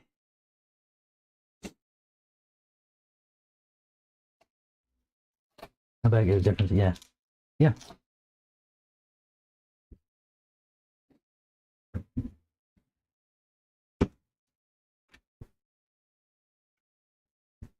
I'll actually, all right, I'll charge 2 packs. I'll run my truck with the new setup, and I'll run my buggy with the old setup. How about that? Sounds like a good plan. And maybe less life bullshit talk, huh?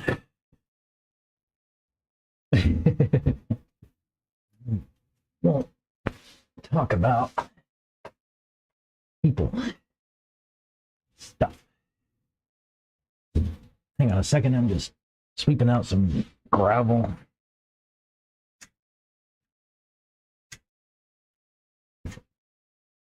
Gets dusty and gravelly out here at the track. All right.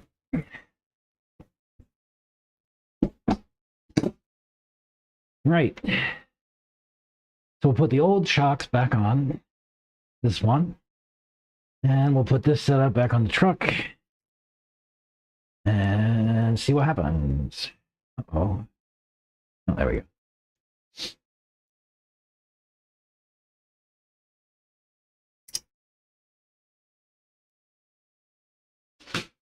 Email St. Arnold Brewery about a root beer sponsorship here. Indeed. I thought you were my PA. I think you're supposed to. I can give you an @doofus.net email address, and you can handle it. All right. Fronts, yeah.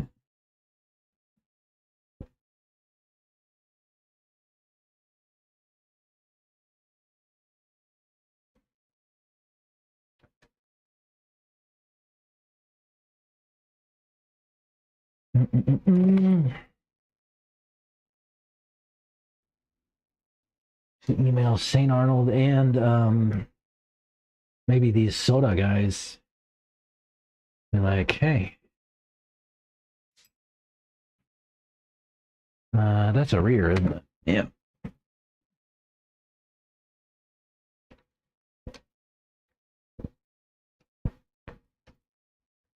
These shocks have red springs on them, and people think that I am crazy.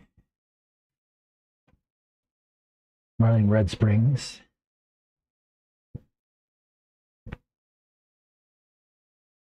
I'll have to go and put on a track and see how crazy I am.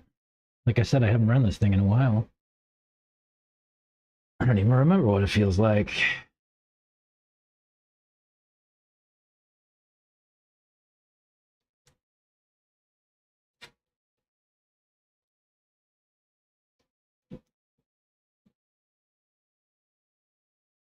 Everybody says I'm crazy for running bald tires, crazy for running red springs.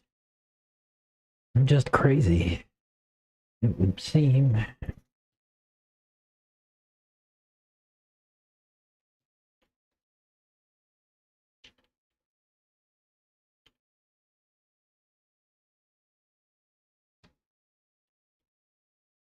Let's get to the back.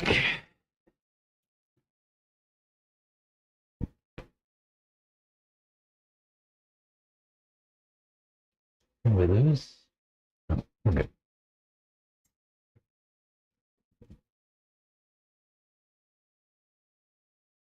People just said it. Yeah. All right. That's most people say about me too. I'm a little bit disconnected, a little bit weird, a little bit crazy. We're all a little bit crazy. The key to life is to find the crazy that works with your crazy.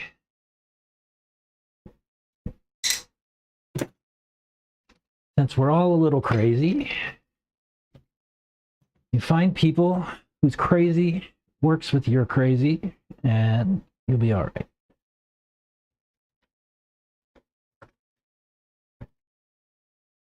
And we agree to disagree. We can all be our crazy selves, and it doesn't have to be a whole thing.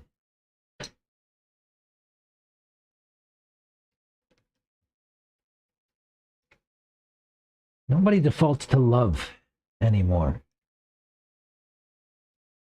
Love. I don't know why that's so difficult. I love people.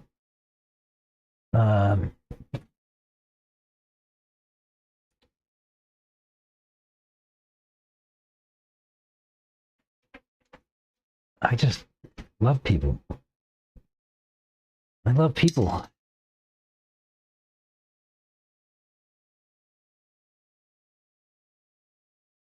And those people often don't reciprocate for whatever reason. That's what I would say is their problem.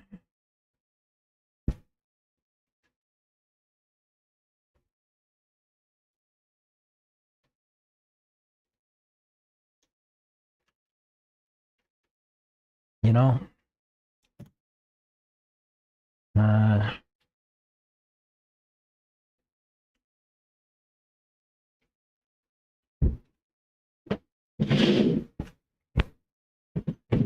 So we'll try that guy out with some Red Springs. Put these shocks back together for the truck. We have to do just springs.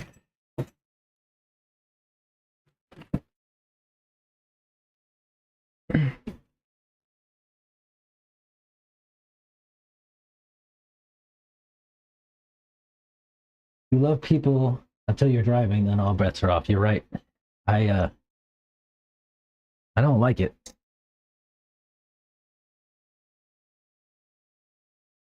I don't like to have my way impeded in any sense.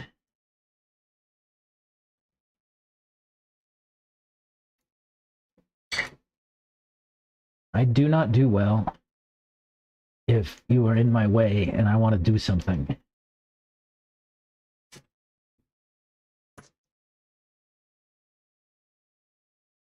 I will shove you out of the way.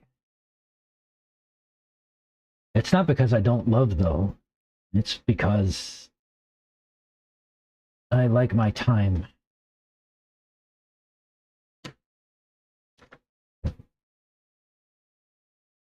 I like my time. As we said before, in this world, you cannot make time. You cannot buy time. You don't get time back. The saying is, time and tide wait for no man.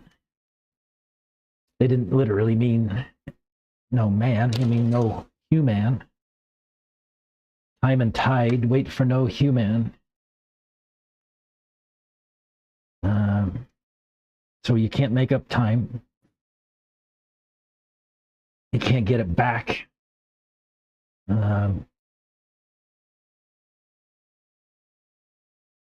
Henry Rollins would say that you're killing me just a little, or that you're stabbing me with a very tiny knife by ripping seconds away from my life.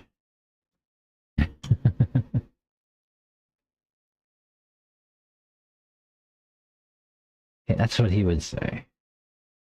You're killing me, but just a little.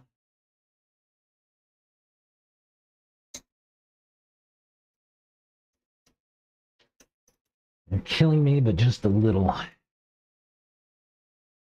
Very, very slowly.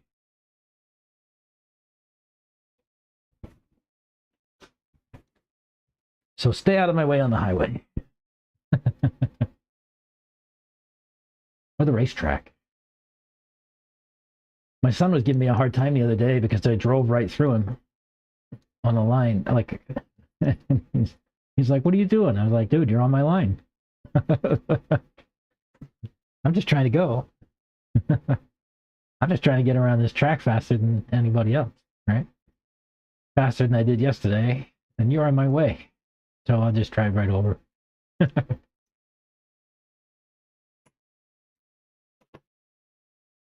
You're in my line.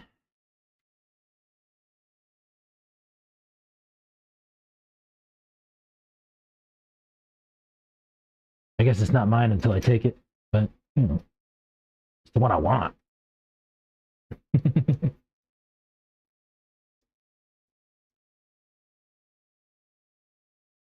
Get out of my line.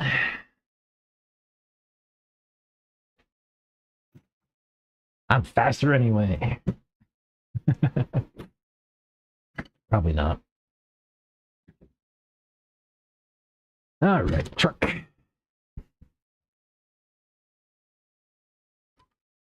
So yeah, I will set this back up for a run with this new setup on the truck. I'd like to try that out.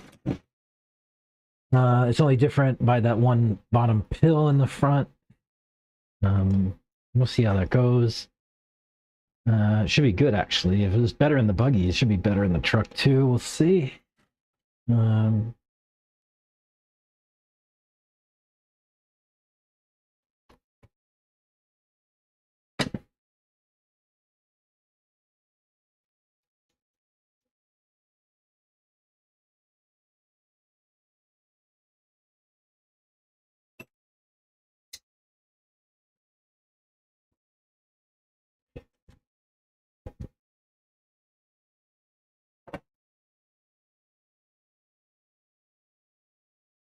We will see.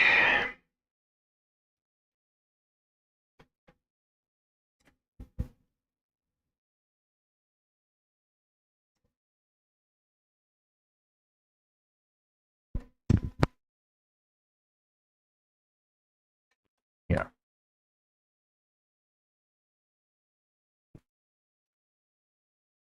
Maybe if I have the ability to drive through you, then you should be going faster. That's right. No, he has not driven the SOTA setup yet. Not yet. He's interested.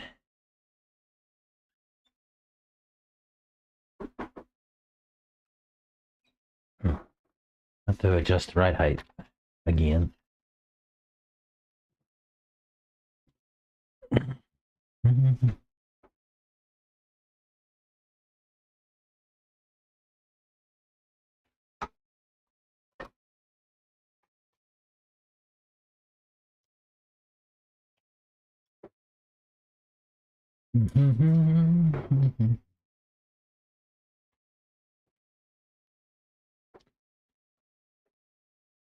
Yeah, he hasn't driven with the SOTA setup yet. I've told him about it. He's definitely interested. He has not touched it yet, though. Other than to feel it on the bench, he hasn't driven it.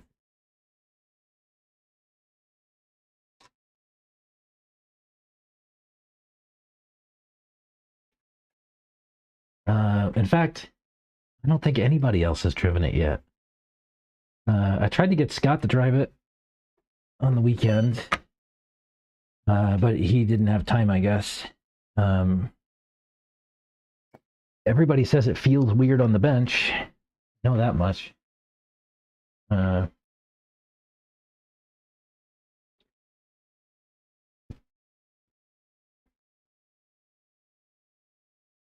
It does feel weird on the bench. That progression in pack is an odd feeling.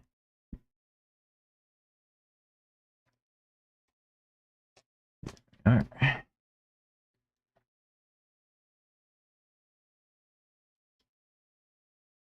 So we'll go and run 2 packs. We'll do truck. Needs a battery. Oh, and some tires. And we'll try the buggy. Do I have a tire I can run?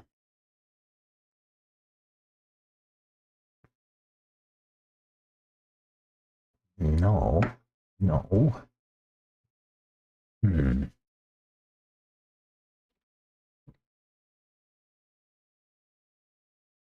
Yes, I have some worn ones. They're not the best, but they'll work enough.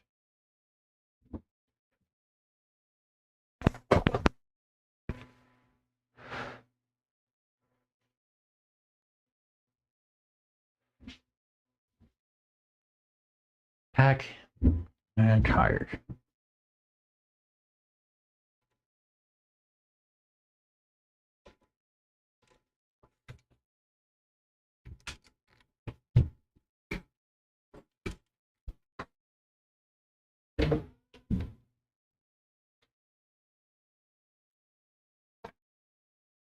And then we have to do some ride height change because these were on the buggy last. See what we need to do. So weird. Such a weird feeling. All right. Let's see what we do. 33.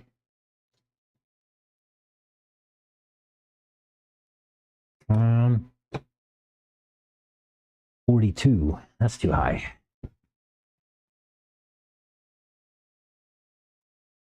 Take like 4 full turns.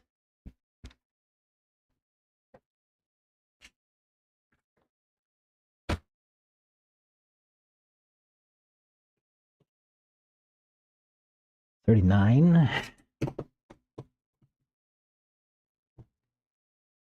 33.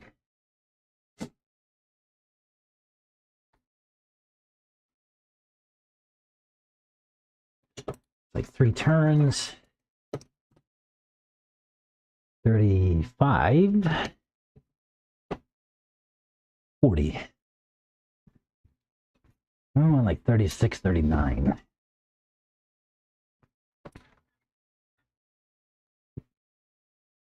$39.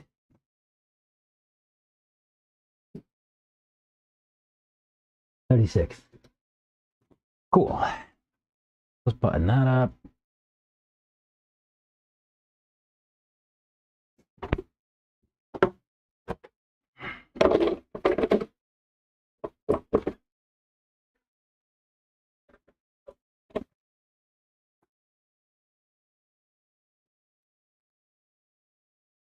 Button that up. And I'll go and check the buggy. Oh, tires. Yes, tires. These will go in the bin.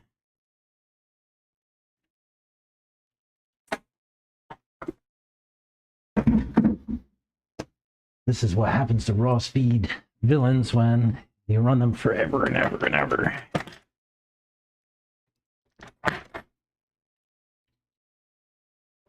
I do not know if these tires are any good here. I don't know. All I know is they're Mach 1.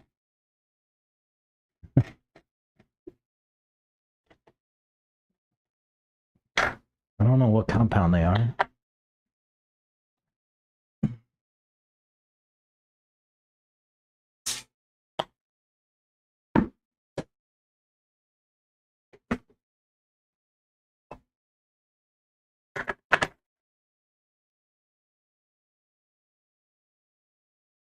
They're just some spares I had lying here. Let's see how they do.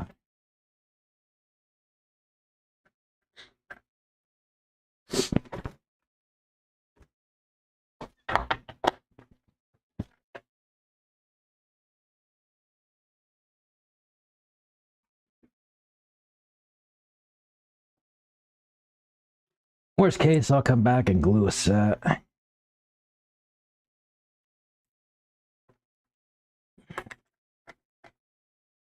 That might be the next step.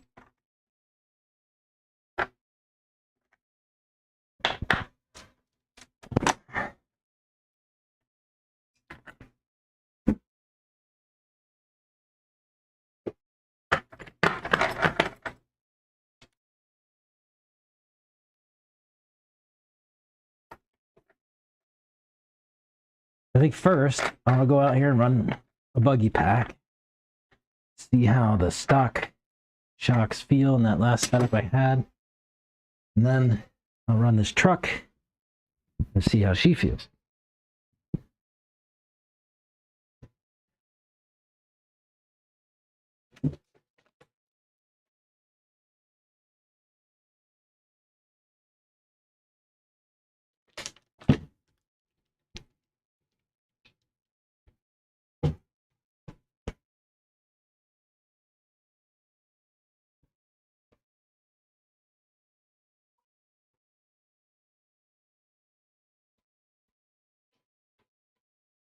All right, give me a sec. I'll be right back. I'm gonna run to the restroom, and I'll come back, grab the stuff, and we'll go.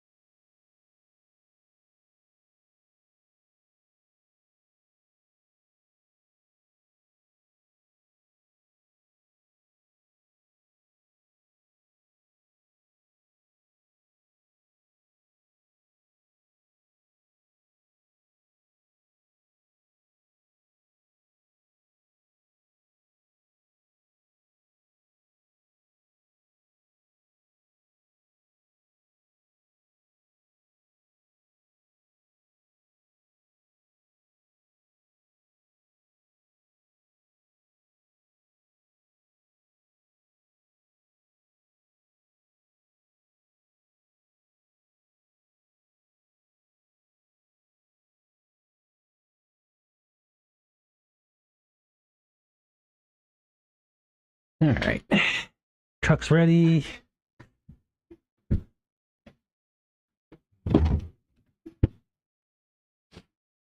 Car.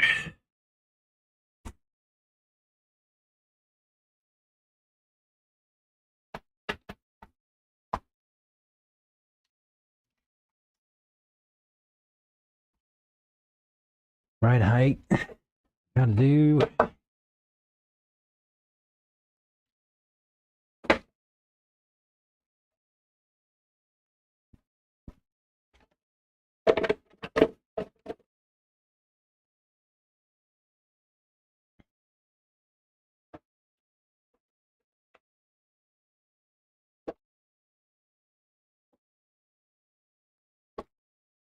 Come on. There we go. Oh my goodness.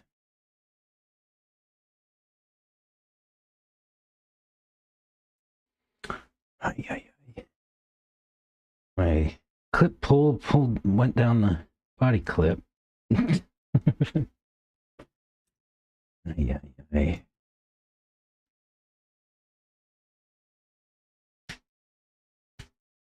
It shouldn't be this difficult to put it back.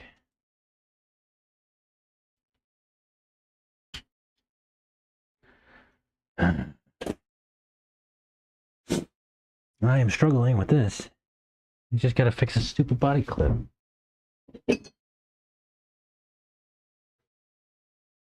There we go.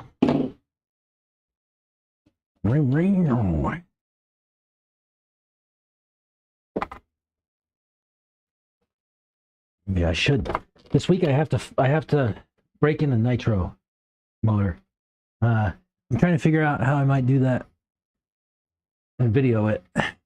If I think everybody would like to know better how to break in a motor.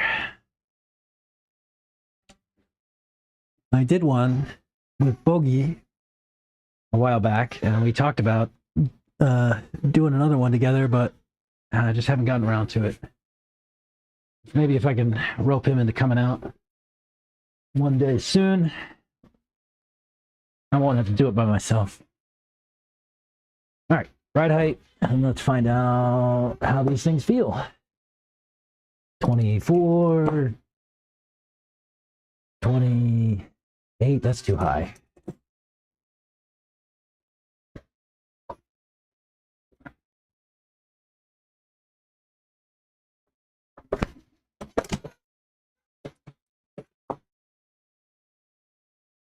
Still too high. 26.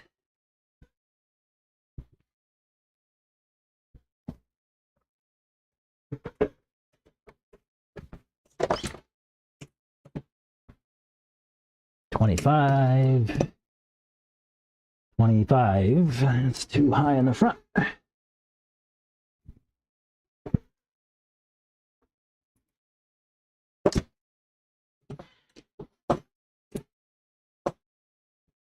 $24. Still need to go down another, like 1 mil.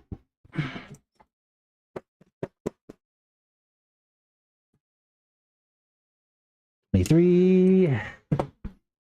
$25. Good. Wish me luck.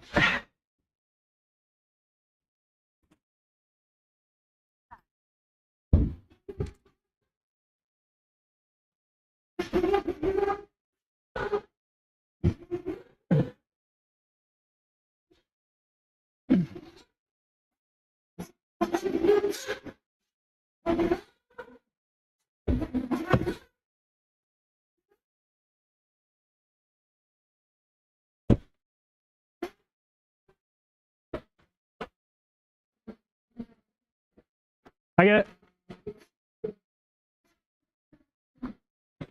Oh.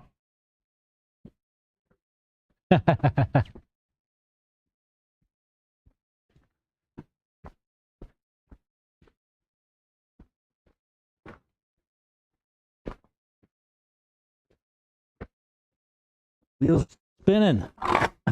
The wheels are still turning when I picked it up. Yeah. Good bearings. Gracias. Señor. So I put that softer pill in the bottom. Good. Yeah. I put those shocks back on my truck though, so on the truck, it's sick on the truck. I drove them like all day the other day on the truck, and just amazing. I was like, I said I hated to love it. Like I expected to hate it. Right. Like, I don't want to like it, but I do.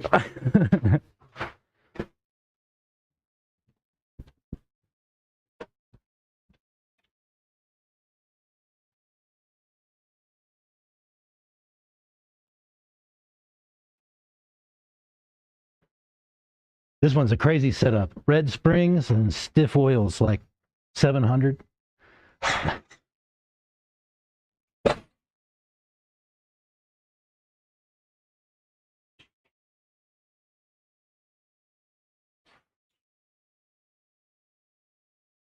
I already don't like it.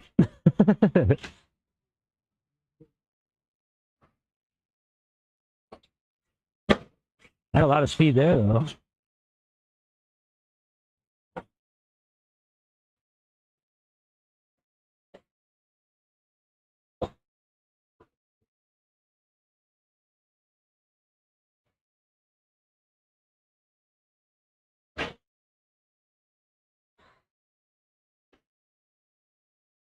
Yikes. Oh. Thank you.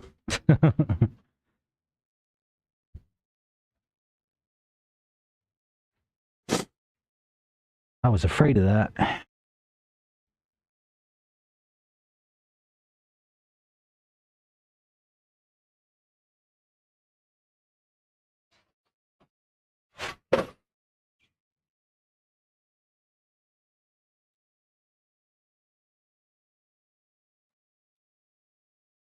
Yeah, no.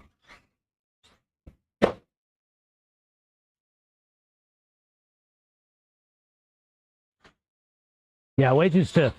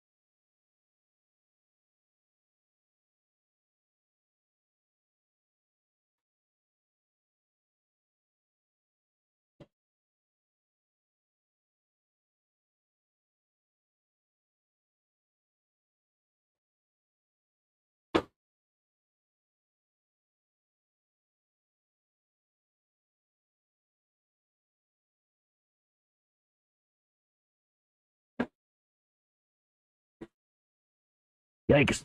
No, not off the back. No. Hey. Yay.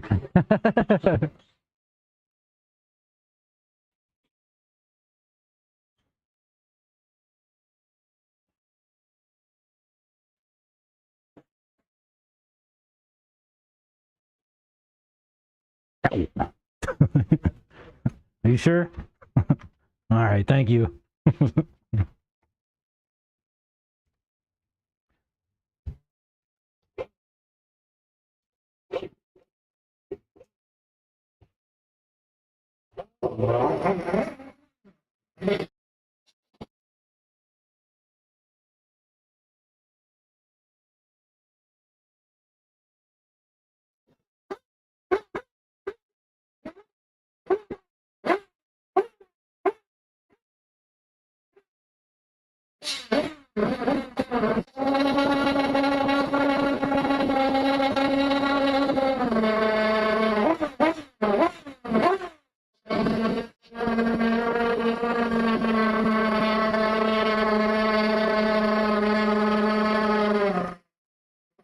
Thank you.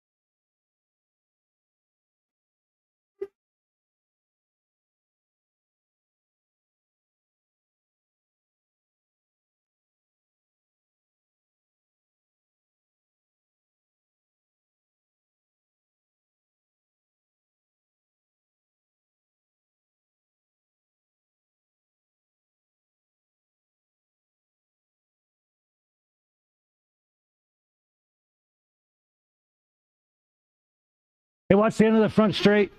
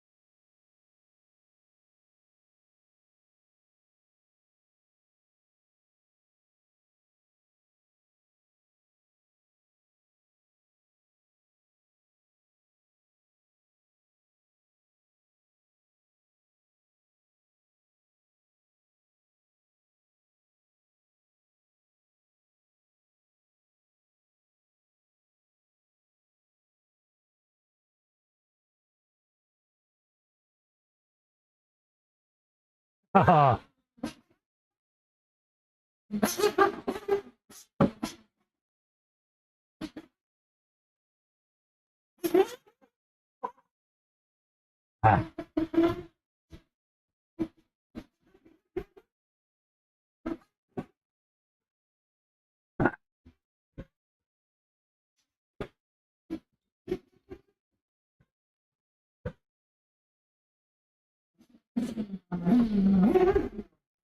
Ah. You want fuel? You good?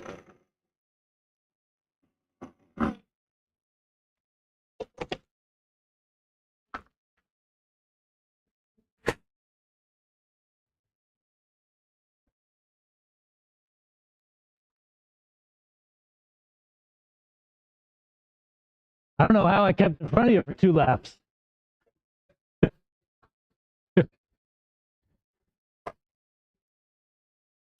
You're trying some witch? Oh, Definitely hard to try. But you were driving pretty good. You were driving good. I'm getting faster. I was turning 42s on the weekend. I never got that low. not in a race anyway. Yeah. If you care about it. Uh-huh. That's if you care about Yeah. Like I said, I only care about being faster than I was yesterday. it. Okay. So you do care about it. That's all that matters. Just need to be faster than I was yesterday. Yeah, shit, that was more than 2 laps. It was like three or 4 laps. Really? That's unreal.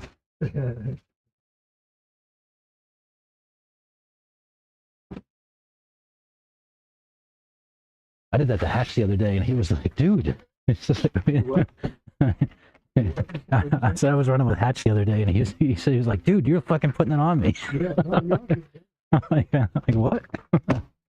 Practice is paying off. Yeah, there's lots and lots of wheel time. I'm out here every day, running like 3-4 packs at least. It's a massive help. Definitely.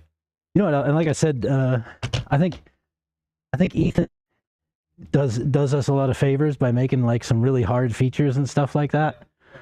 And so when I go play someplace else, it's like, oh, I've seen this before. I think he could make it harder. Like so they took it out, the steps over there. Yeah. I love that. It Yeah. was fucking hard. It's hard. You couldn't go.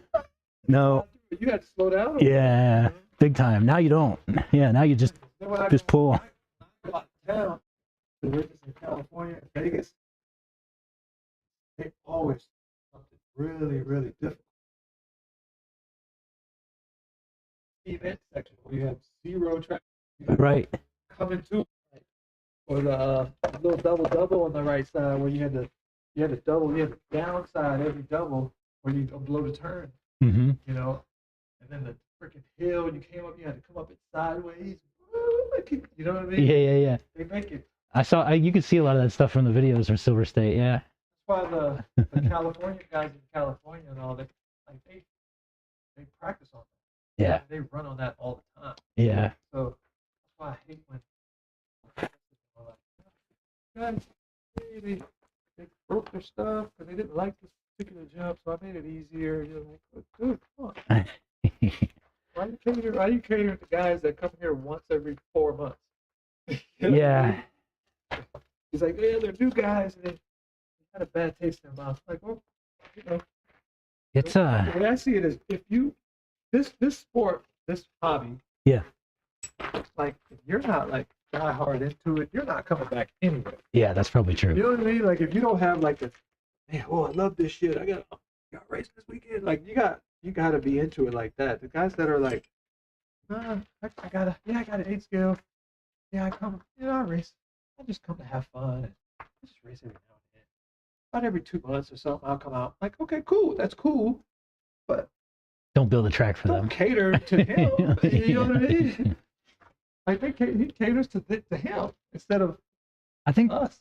there's a weird balance to be struck for sure. Like Sure. especially like new people coming in and stuff like True, that. true.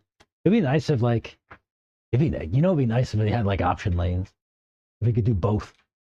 If we could have like, Yeah. like a knockout for difficulty and then another lane for easy. I don't know.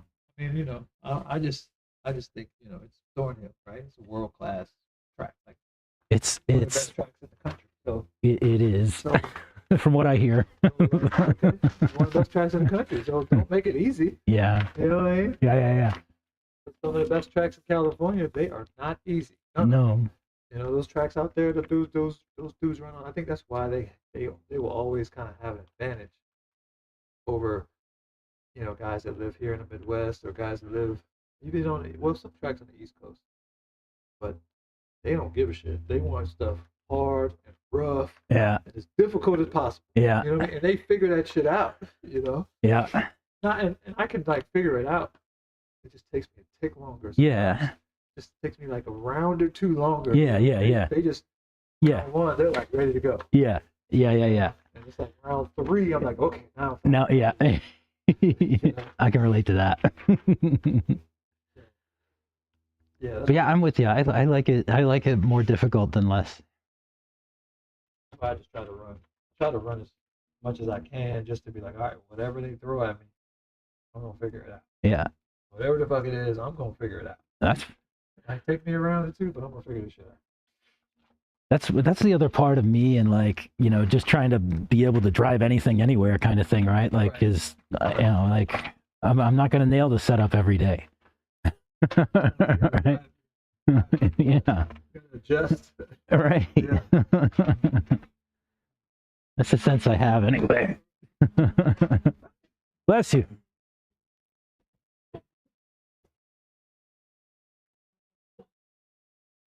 Look, you only get one.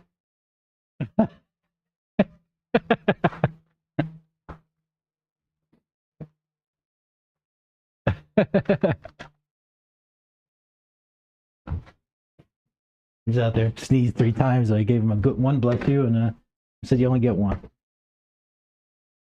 You don't get another one. You're out.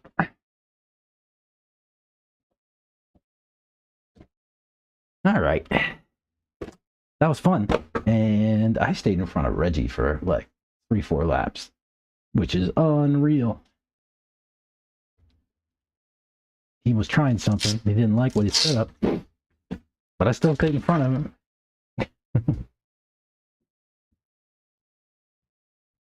Let me put this one on storage. Go run that other pack on the truck and see how the truck does with new setup. And new tires that hopefully don't suck.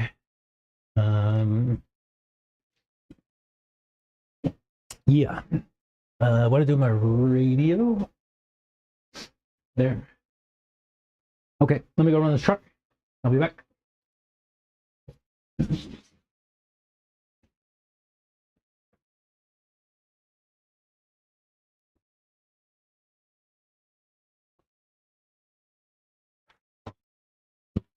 Let's go.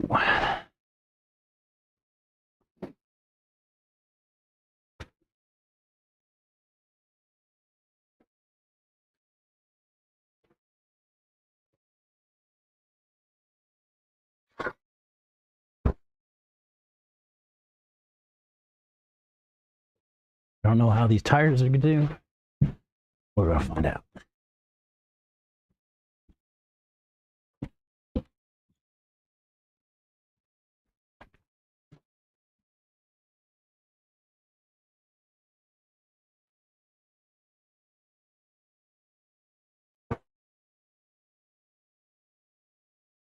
They're okay.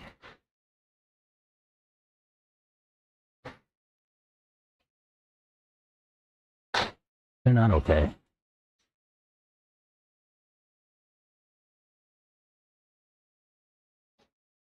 A little icy, but that's all right.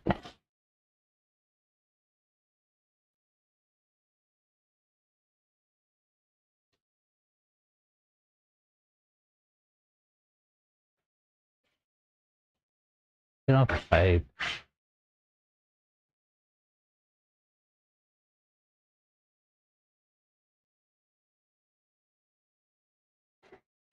these tires suck.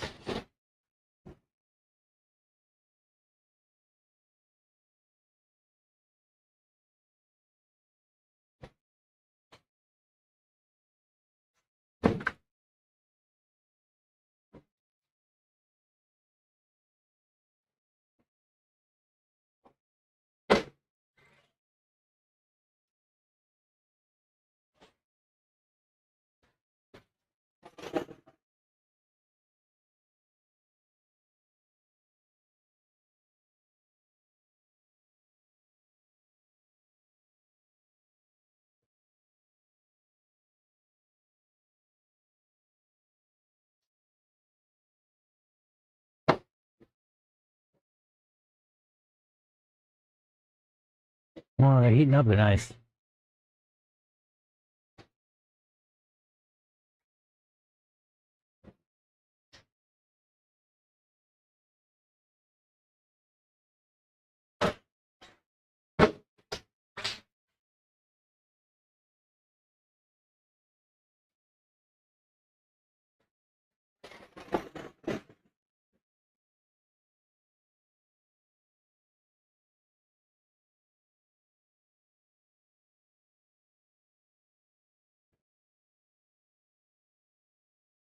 What is that noise? There for that.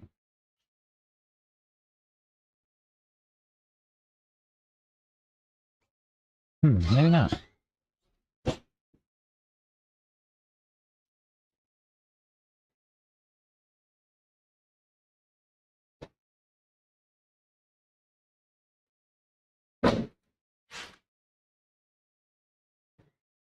Oh my. Yeah, these tires are.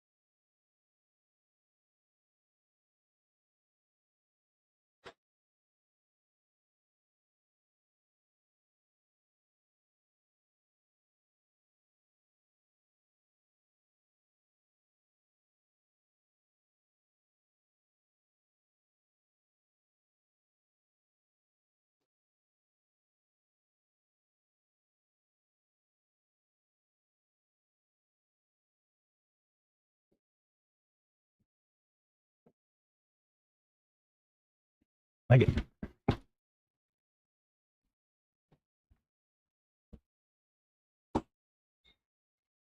Better tires.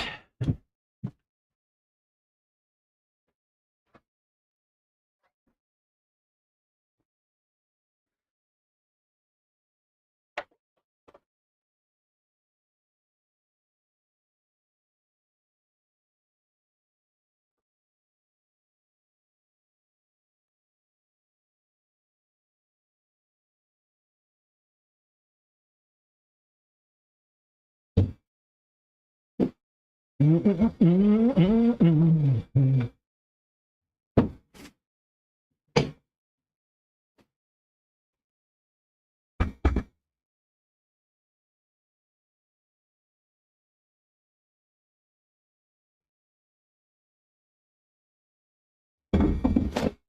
right. Yeah, that was nice. Those tires are not good. I throw them away.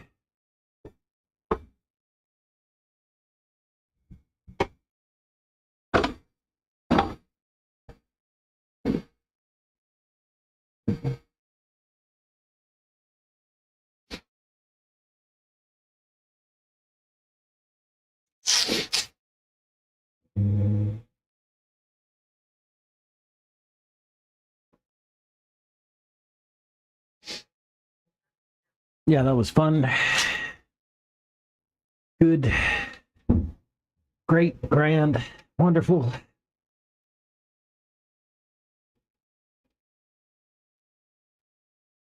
No.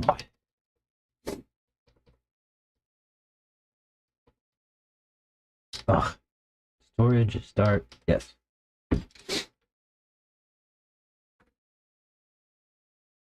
Now, this truck was making some funny noises.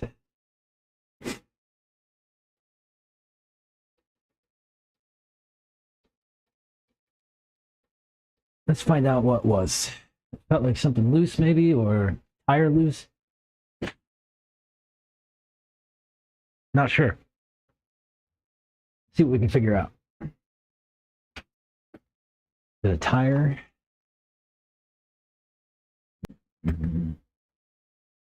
No. No loose tires. What was the noise? No slop here, nothing loose. It was making like a clicking noise sometimes on turns. Maybe it was just something binding on an arm or something.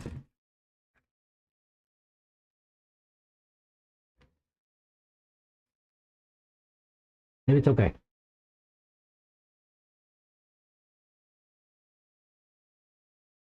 Oh.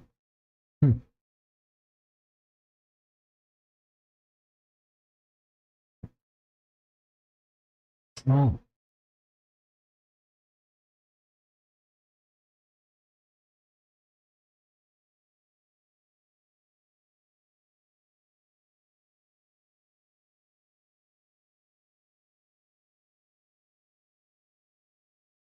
I guess I need to empty my hard drive here to my laptop. Right. All right, guys. I'm going to shut this thing down. I'll see you in the next video. We'll see what we do next. Make sure to like, subscribe, all that good stuff. Catch you later.